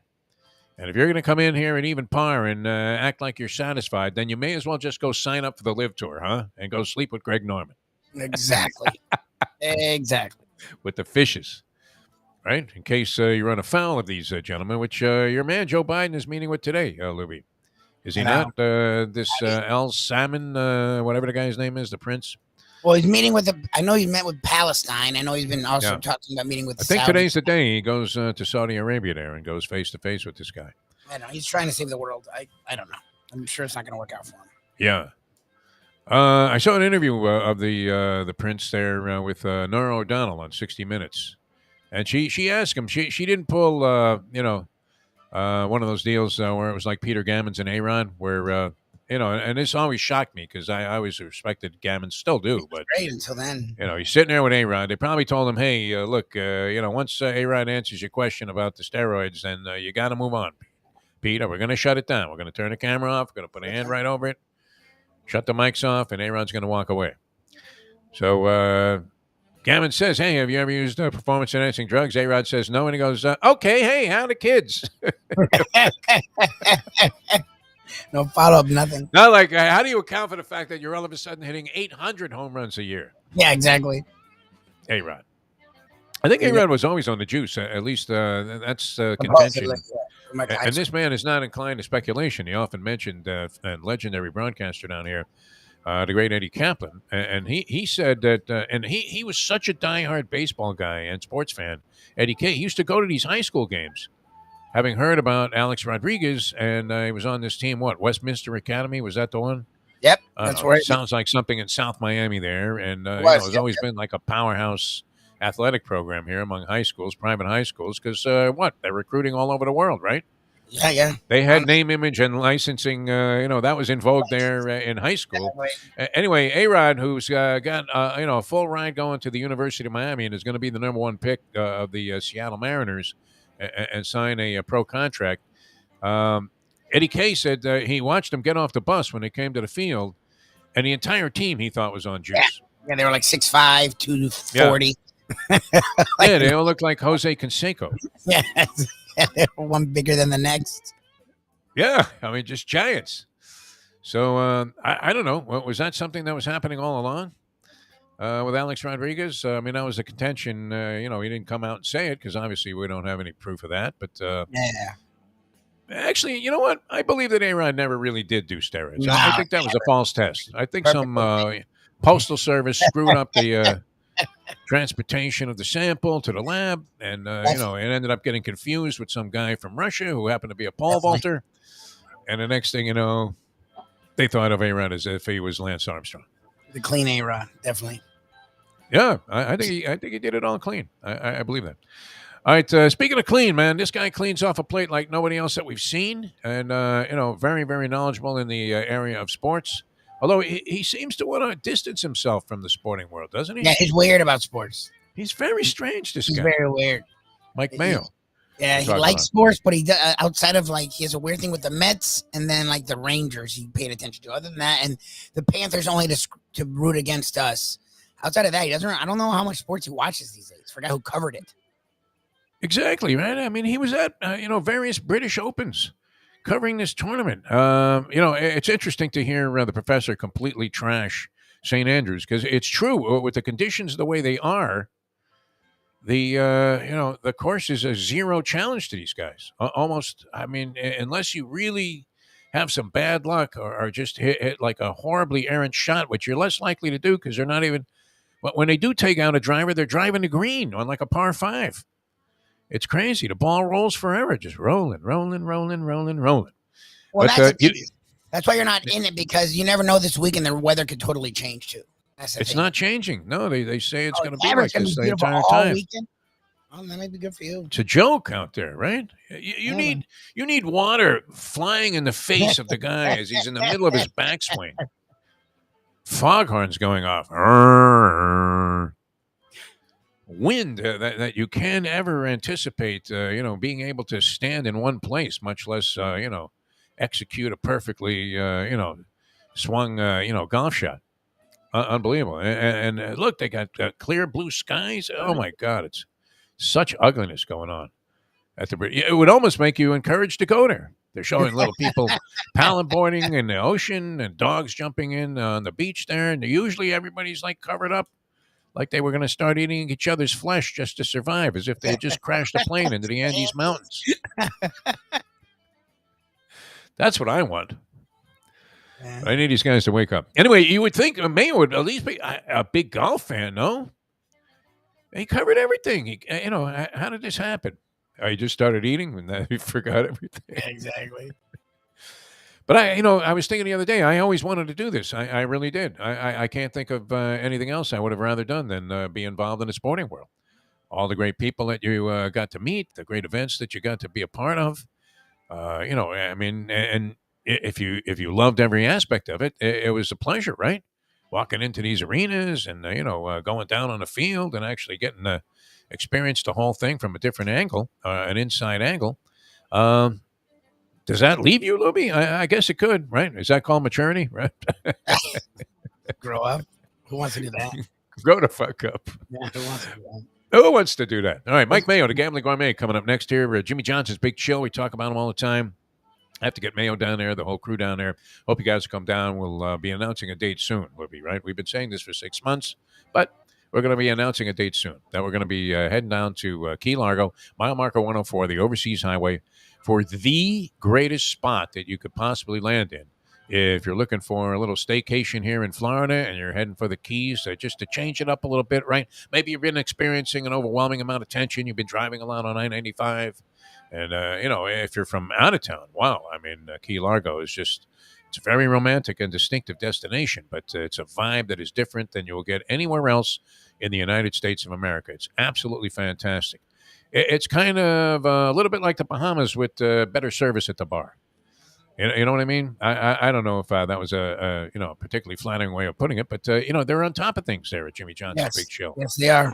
You're thinking Keys laid back, yo, could I get some more water? No, it's not like that. I mean, they really run the place. I mean, just as a top-notch restaurant and with great attention to service and making sure that everybody's happy, right? They don't want you by the pool there screaming and say, hey, can I get a drink over here? It's not like that. And the cocktails right on the money, as you would imagine in the Keys. And then, of course, the food is just absolutely the best assortment of stuff that you'll ever see anywhere at a Keys restaurant. I mean, they have virtually everything that you could possibly want right there, including, as Lubie and the professor experienced, those pork nachos. My God. Amazing. Yep. Just hearing you talk about them. I mean, I saw a bunch being served, but I was trying to, conserve my calories a little bit for the Italian fisherman pizza. And, I mean, everything is just right on the money. I mean, really, really great food. Can't find a better spot than Jimmy Johnson's Big Chill, mile marker 104, and that's the overseas highway in Key Largo. All right, the Gambling Gourmet coming up in just a minute here on the Defo Show. Jeff DeForest, Mike Lubie Lubitz. We'll be back with more in a moment. Now that. The time. 8:36. Ponies in Style at Champions, the outstanding simulcasting room at beautiful Hialeah Park. Yes, the grand old lady of thoroughbred racing has never been more vibrant, and you can wager on the races from the top tracks around the country while enjoying a cocktail at the Brass Rail Bar or any of the fine foods served throughout the facility. If poker is your game, you're covered in style, and you can play all your favorite Vegas-style games, including blackjack, craps, and roulette, in Hialeah Park's sizzling hot casino. Get a player's card when you walk through the door for all kinds of generous amenities, including our favorite, free play, when you come out to the ultimate casino and entertainment destination, Hialeah Park. Hey folks, Tony Segreto here. You know, since day one, Catholic Health Services has been part of Old School. And since we've started letting people know about them, it's changed their lives. You see, Catholic Health Services, while being recognized as one of the top places for stroke rehab in the country, it's also about a group of people who not just excel in what they do, from the doctors to the nurses to the therapist, on and on and on. It's how they do what they do every single day that separates them from the pack. They do it with a passion, unmatched, and the inclusion of family in every step of the process. Trust me when I tell you this. If you want the best, unmatched rehab with a special group of skilled, caring people, there is truly only one place, and that one place is Catholic Health Services. These days, we're all looking for comfort anywhere we can find it. Thank goodness for Landlubbers Raw Bar and Grill in the Plantation location, because they are making sure you are as comfortable as possible. First of all, they're not only open for delivery and pickup. All you have to do is go to landlubbersbarandgrill.com for both pickup and free delivery. Their hours have changed a little bit. Monday through Thursday from 3:30 to 10, and Friday, Saturday, and Sunday from 11:30 to 10. You're going to have the best wings in the world. You're going to have a great burger. You're going to have their amazing soups. Again, Landlubbers, Raw Bar and Grill. It's nice and easy. Just go to landlubbersbarandgrill.com for both your pickup and free delivery. Thank goodness for Landlubbers for making you always feel right at home. I think I'm the only person who got to play a round of golf at the Wynn Resort. So that's a claim to fame. Quite a distinction. The other thing is 120 degrees, and in front of us, there's a group that was kind of playing a little slow. And one guy was taking a lot of time over all the shots. We were getting a little bit aggravated, but I was playing with the club pro there, the guy who's the PGA professional for the Wynn Resort. He goes, let's not get too upset. That's Michael J. Fox. So, wow. Which was quite actually really incredible and encouraging to see a guy with, you know, Parkinson's for like 20 years. Parkinson's. All right, so this was post-Parkinson. Yeah, and again, the way I was chopping it around. It's And not like so I you was weren't tempted to take a 3-wood out and buzz him? I wasn't buzzing him, and I wasn't away? playing through. And once I found out who it was, I just kind of sat there and, you know, enjoyed I took my time. We played 2 balls on certain holes. It was good. It was fun. Very nice. Mike Mayo, the Gambling Gourmet. Grab a bagel and a schmear, plus some Defo and Lubie. Welcome back to the Defo Show. All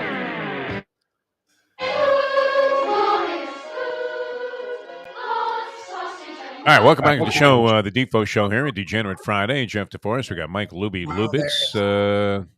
What are you chowing down on now? Strawberries and cream? What is that? Some kind of child cereal? Mike Mayo, the Gambling Gourmet, with us here on the show. How are you, Michael? Good morning, gentlemen. No, we have a very healthy breakfast of my yogurt with some fresh fruit, berries, and granola, organic granola. So, and I know that you don't like when I necessarily eat on the area. My handle is Mike Mayo Eats. I am Gambling Gourmet, and And let's face it, after hanging out with Nikki Mohan yesterday, she makes me look like Miss Manners, Judith Martin, or something like that. Just, she was loving face on the show. Yeah. You missed it. Right, we cut you loose. If you, I'm kind of serving a very limited purpose on those shows. I mean, you guys handle it well enough. You got Lubie out there, and Necky's great. I mean, it's great. Her personality is very engaging and makes you feel like coming out there to be on the scene. And you're, all of a sudden, I mean, you're like, one of the top pro talk show hosts anywhere in the country. I mean, Tom Snyder-esque, the way that you handle the proceedings on the Lunchbox. It's great. No, that yesterday, the Visit Lauderdale segment went very well. And that guy, Jason Hadley at the Bang Shack in Hollywood, is a really, really effective communicator. Great. It's no surprise that before he started this whole food venture, he was in sales. And you can see that because he's a really engaging personality. Very, very great radio guest because he was an effective communicator, clearly. Nice. And that was a fun show. And I do have to take issue with Lubie, though, because he says, all right, the hot maybe dog was there. If you didn't eat it, that's on you. He says he didn't eat the hot dog while the show was going on, and I believe that. I know he did. I knew that was a lie. When we ended the show, I wanted to have a little bit of the hot dog. And last week at Jackson's, he had all his manners, and he was actually nice enough to saw off a piece of the hot dog that we had last week for me, and I got to sample it. This time, yes, it was there when the show ended, but I went to talk to Jason a little bit, talk to Nikki a little bit. Next thing I know, I come back, and it's all gone. And I was like, wow. And but that's okay. All of a sudden, he became Joey Chestnut. I mean, in the middle of nowhere.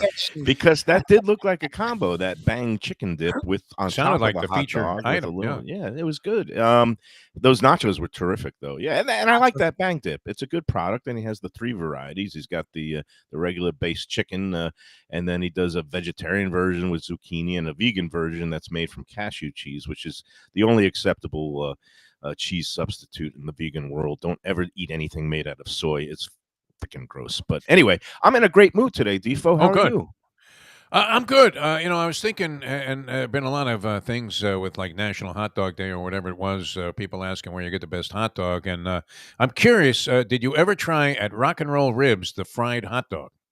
Which is one of their signature things there. Nico McBrain, the rock and roll drummer, is the owner of the place, proprietor, and he's a great guy. I've met him. Coral Springs? Is that a Coral Springs? I think Coral Springs. It's called Rock and Roll Ribs.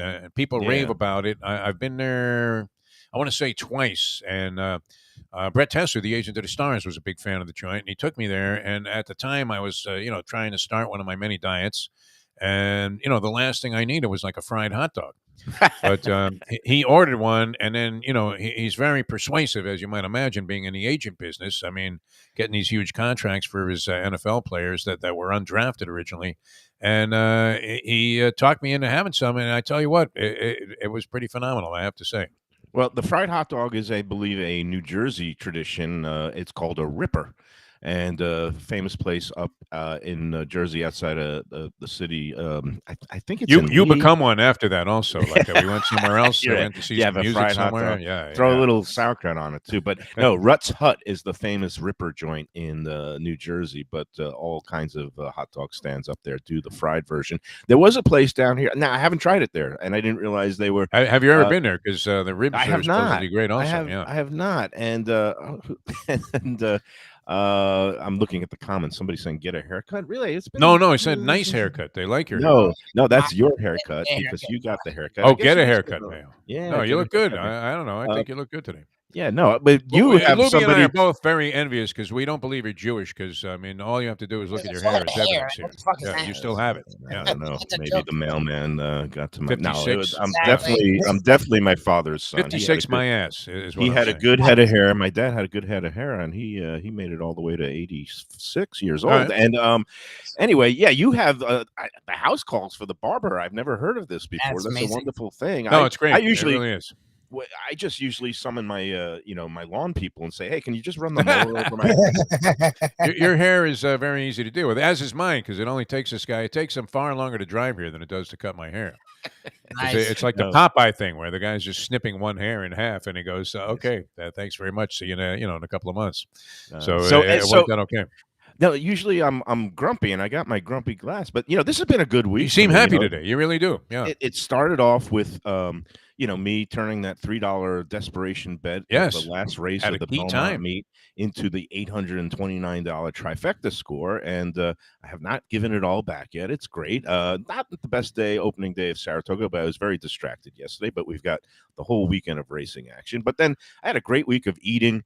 I was up in Delray with Dick Steen a little bit and went to one of my favorite places up there, Eat Thai, and he made us this special dish with these special shamung leaves. I made a curry with oxtail. That was great.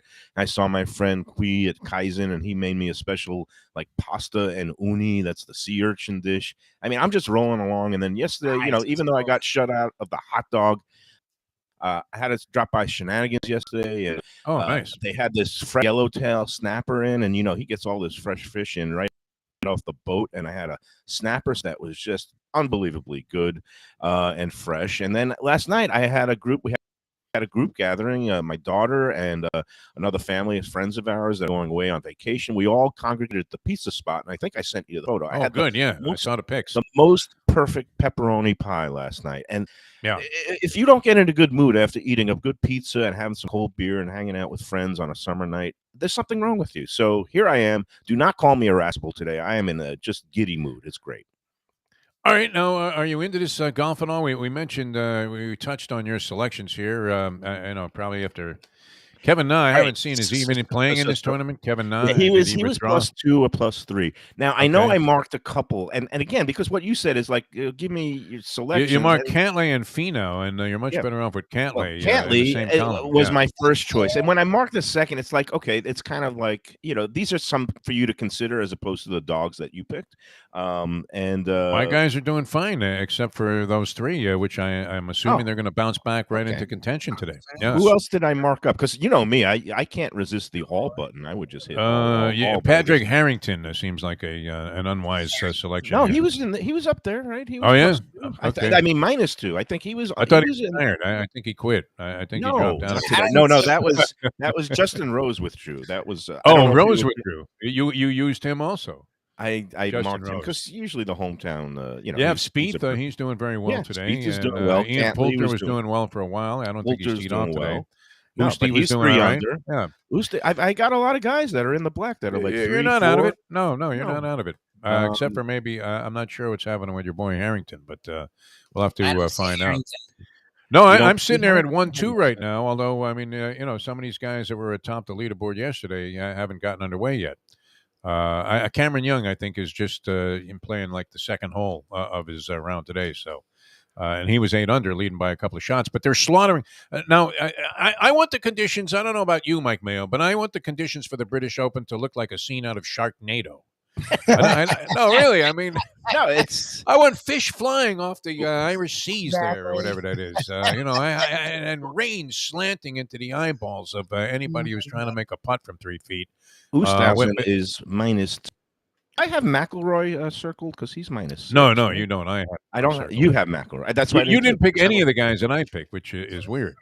Well, I mean, I was giving you alternates, but all right. So, okay. I didn't know if you were picking just I thought these were your actual selections, not based on anything that I would do, because I would imagine we might have agreed on somebody like McIlroy. I would have agreed on McIlroy, yeah. So I guess that. But anyway, you want to see, like you said, the gnashing of teeth and the soiling of underwear when they're wind howling at least. At least one round. How many British Opens did you cover? Did you cover a few of them? I covered about 4. I did. Get out of here, man! I did one at Carnoustie, which is the hardest course I've ever played.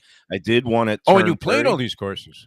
I got to play a bunch. I've got, when I was over there, I did a bunch of golfing tours afterwards. So I did, the first British Open I covered was Nick Price winning at Turnberry, which is now owned by an orange-haired orangutan that should be in jail. But I like that one farmer, though, that won't sell out the land there. Yeah. That guy's great, man. A real little salty dog. You're not moving him with your money, Donnie boy.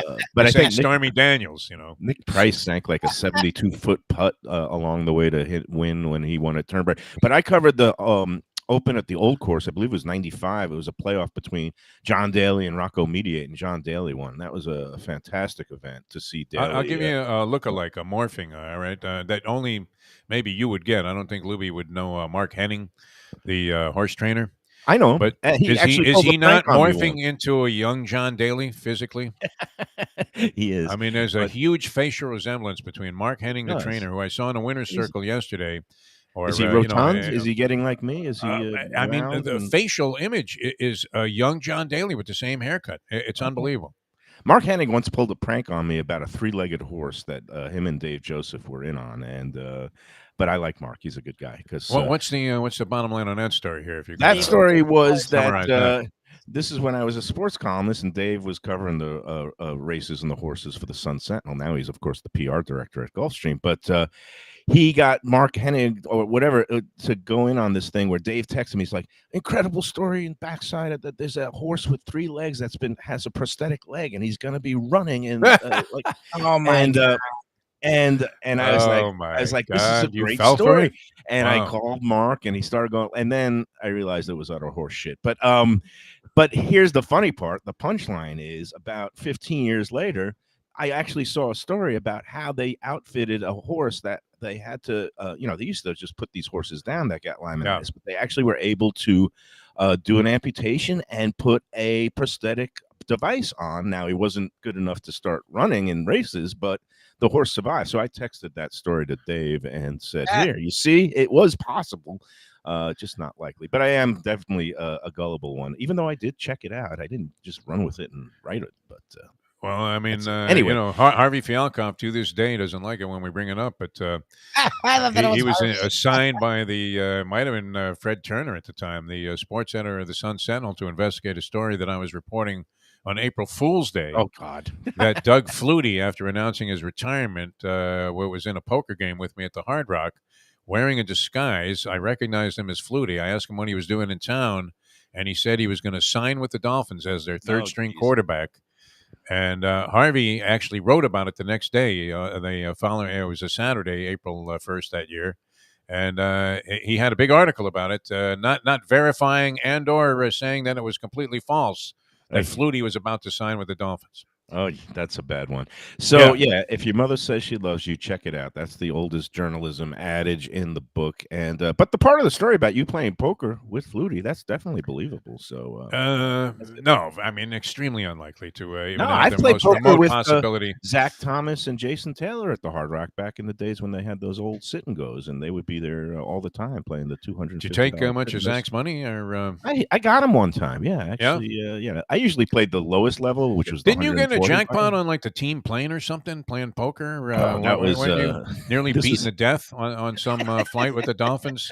No, it was the greatest. You won like 500,000 off Marino. What was the deal on that? It was the greatest thing of all time because I got pulled out of the game just after I won a big pot. It was on this flight to Tokyo when they played an exhibition game in Tokyo in the 1992 season, and because it was just such a regular long flight, they let us, even the newspaper types, went on the team charter, and they had this. It wasn't even a poker game, as you know, the game Guts, where you just get like one card and you just Oh, you put it on your head? You either drop it. Either drop Native American poker. or you keep holding. No, that's Native American poker. The Guts is where you just get one card, and you're either going to play for what's in the pot or drop it, and you're not in it. And I got like a king, and I stayed in the hand, and it was like a $500 pot. And then Stu Weinstein, the security director, saw that a mere mortal like me was tangling with the sharks, and he didn't want any kind of stories about gambling on the plane, or gambling on the plane. So he's like, "What are you doing? You got to get out of here." So like, he took me away from the game, and I already had the pile of cash. I was like, "Sorry, boys, I got to go." Oh wow! They wanted your back. Marino was in the game. Duper.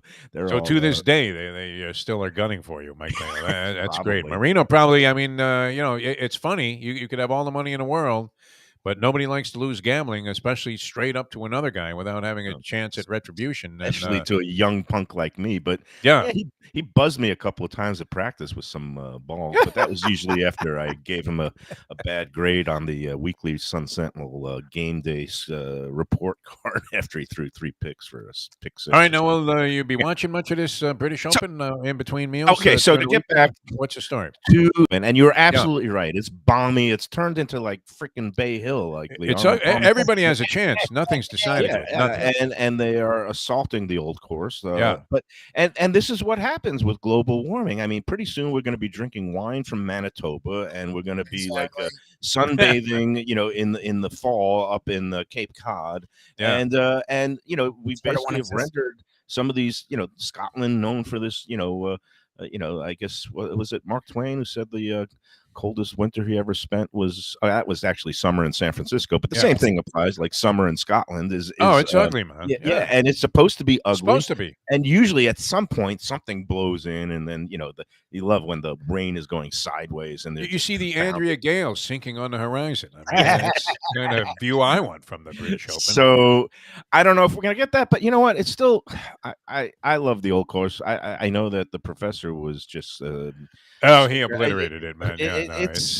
It's what they call a very subtle test of golf, and I love it. The road hole is You great. could get around it with a putter, though. The way it's The played. finishing hole is great, and I got to play it the day after that Daly won, and that was a great story.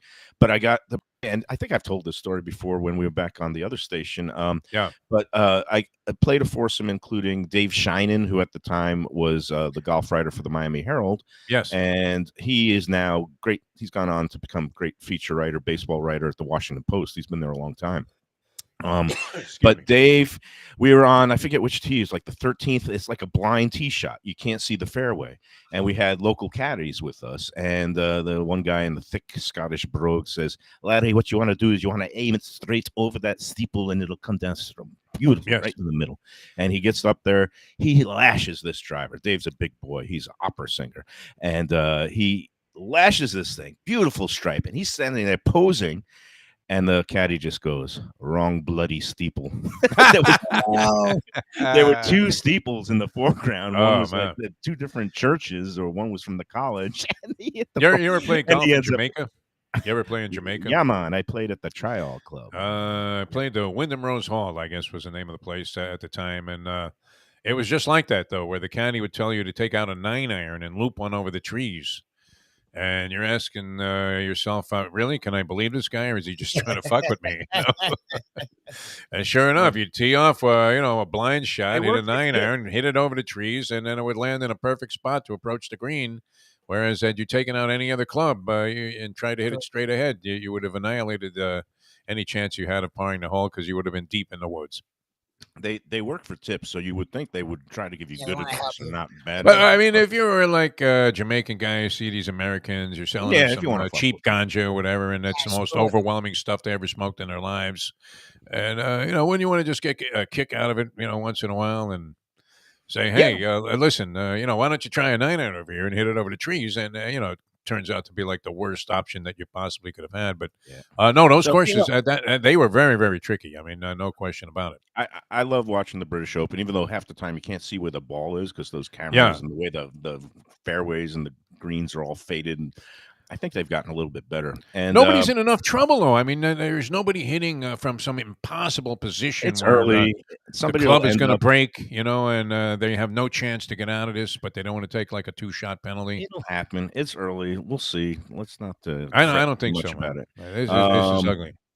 But yeah, no, it's going to be an exciting weekend of golf. And again, I don't understand these pools. What I liked is when I was over there, you go straight up to the betting parlors and you put your couple of quid on whoever you liked at getting a good odds. And I remember one year it was even they changed the odds daily based on the scores and who was at the top. And I remember one year, I forget who it was, but I liked somebody was still getting 12-1 odds, and I threw like 10 pounds on it, and I ended up cashing for 120. It was good. Again, just straight up betting. I don't know if they do. There are a lot of ways to do it, though. I mean, look, you can always bet like somebody to win the thing, and you can bet people to finish top 5, top 10, make the cut, and these prop bets go on all day. Who's going to beat whom? I mean, it's pretty fascinating, actually.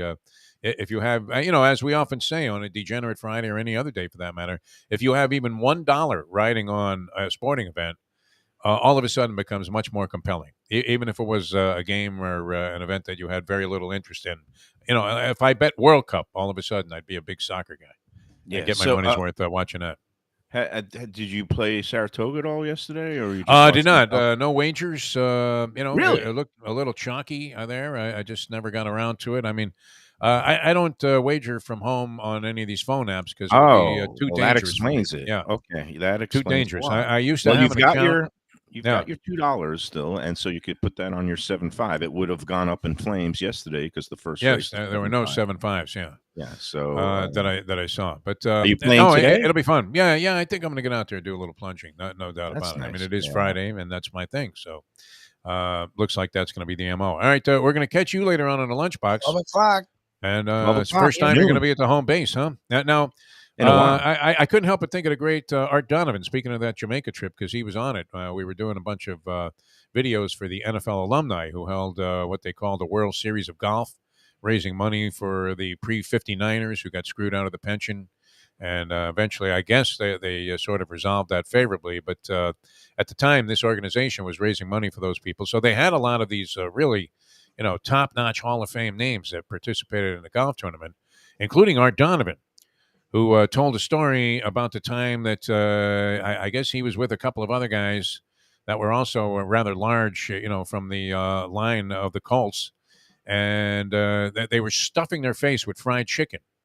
And this one player he was talking about in particular eats like, a dozen pieces of fried chicken. And then he orders an iced tea and he puts in 2 saccharins.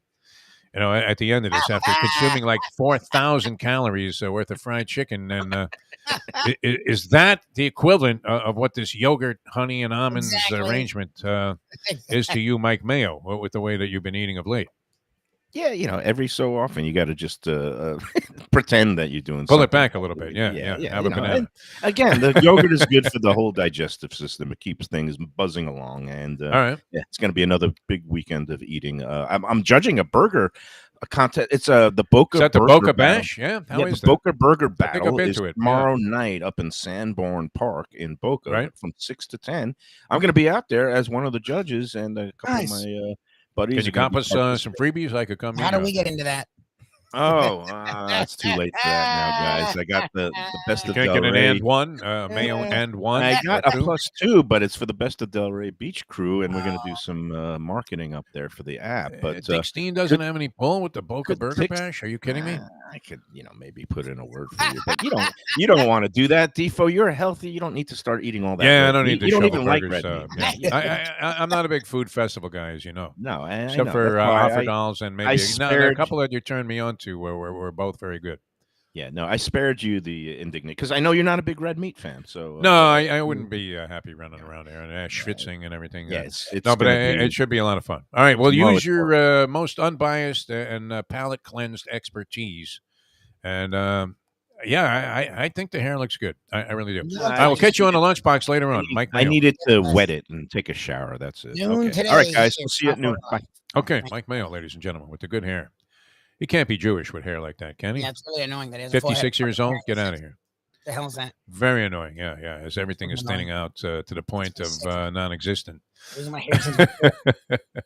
What'd you put? Paint thinner on your head? No fucking joke. Yeah, because it seems to make your hair disappear as well. All right, a lot of fun being with you today, Professor. Always awesome with the big board today and the porn thing with the NFL guys and Mike Mayo, of course, all over the place. But I'm glad he embraces sport a little bit because he seems so cynical about sports, doesn't he? Yeah, it's so weird. Why get like that? Why? I mean, it's funny because I used to say this about sports talk hosts. They would talk about all the things they hated about, like watching a team or watching a game, or they hate this player. And I'm thinking, if you hate it so much, why don't you, take up poetry or something? I mean, what? You gotta love this shit. You really do. Exactly. I mean, most of us do. That's the thing. Any chance I get to, either watch, participate in any kind of sporting thing, I want in. I mean, there are certain limitations that come along with having no knees and being old, but still, I mean, I love getting out there, even playing lousy tennis just to get out there and play some ball, right? Yep. It makes you feel good. So I don't know. I never got that thing about like having to despise everything about sports, and then you're in the sportscasting business. It's absolutely nuts. All right, we love it, and we'll see you again on Monday. Thanks so much for joining us here on the South Florida Live channel that Lubie created in secrecy, and then now it has blossomed into something that I think is really going to take over the broadcasting world. We're trying. I wish I believed that. I really do. I don't know about taking over. We're having fun, and we're going to keep at it. We're having a good time. And it's glad you guys are tuning in. Tell your friends. Subscribe to South Florida Live, and you'll get the Defo Show, Mike Mayo's Lunchbox, and all the expanding shows that we're going to be introducing over a period of time once we actually get this thing down pat. I'm not waiting for that. I don't think we can wait that long. We can't afford it. All right, we'll see you guys on Monday. Thanks for tuning in to a Degenerate Friday. Thanks to the people at Hialeah Park, Jimmy Johnson's Big Chill, all our fine sponsors here on the show. We love them all. And we'll see you again on Monday as we leave you know that. The time. It's 9:06. Let's go to eat a damn snack. Look what they done to my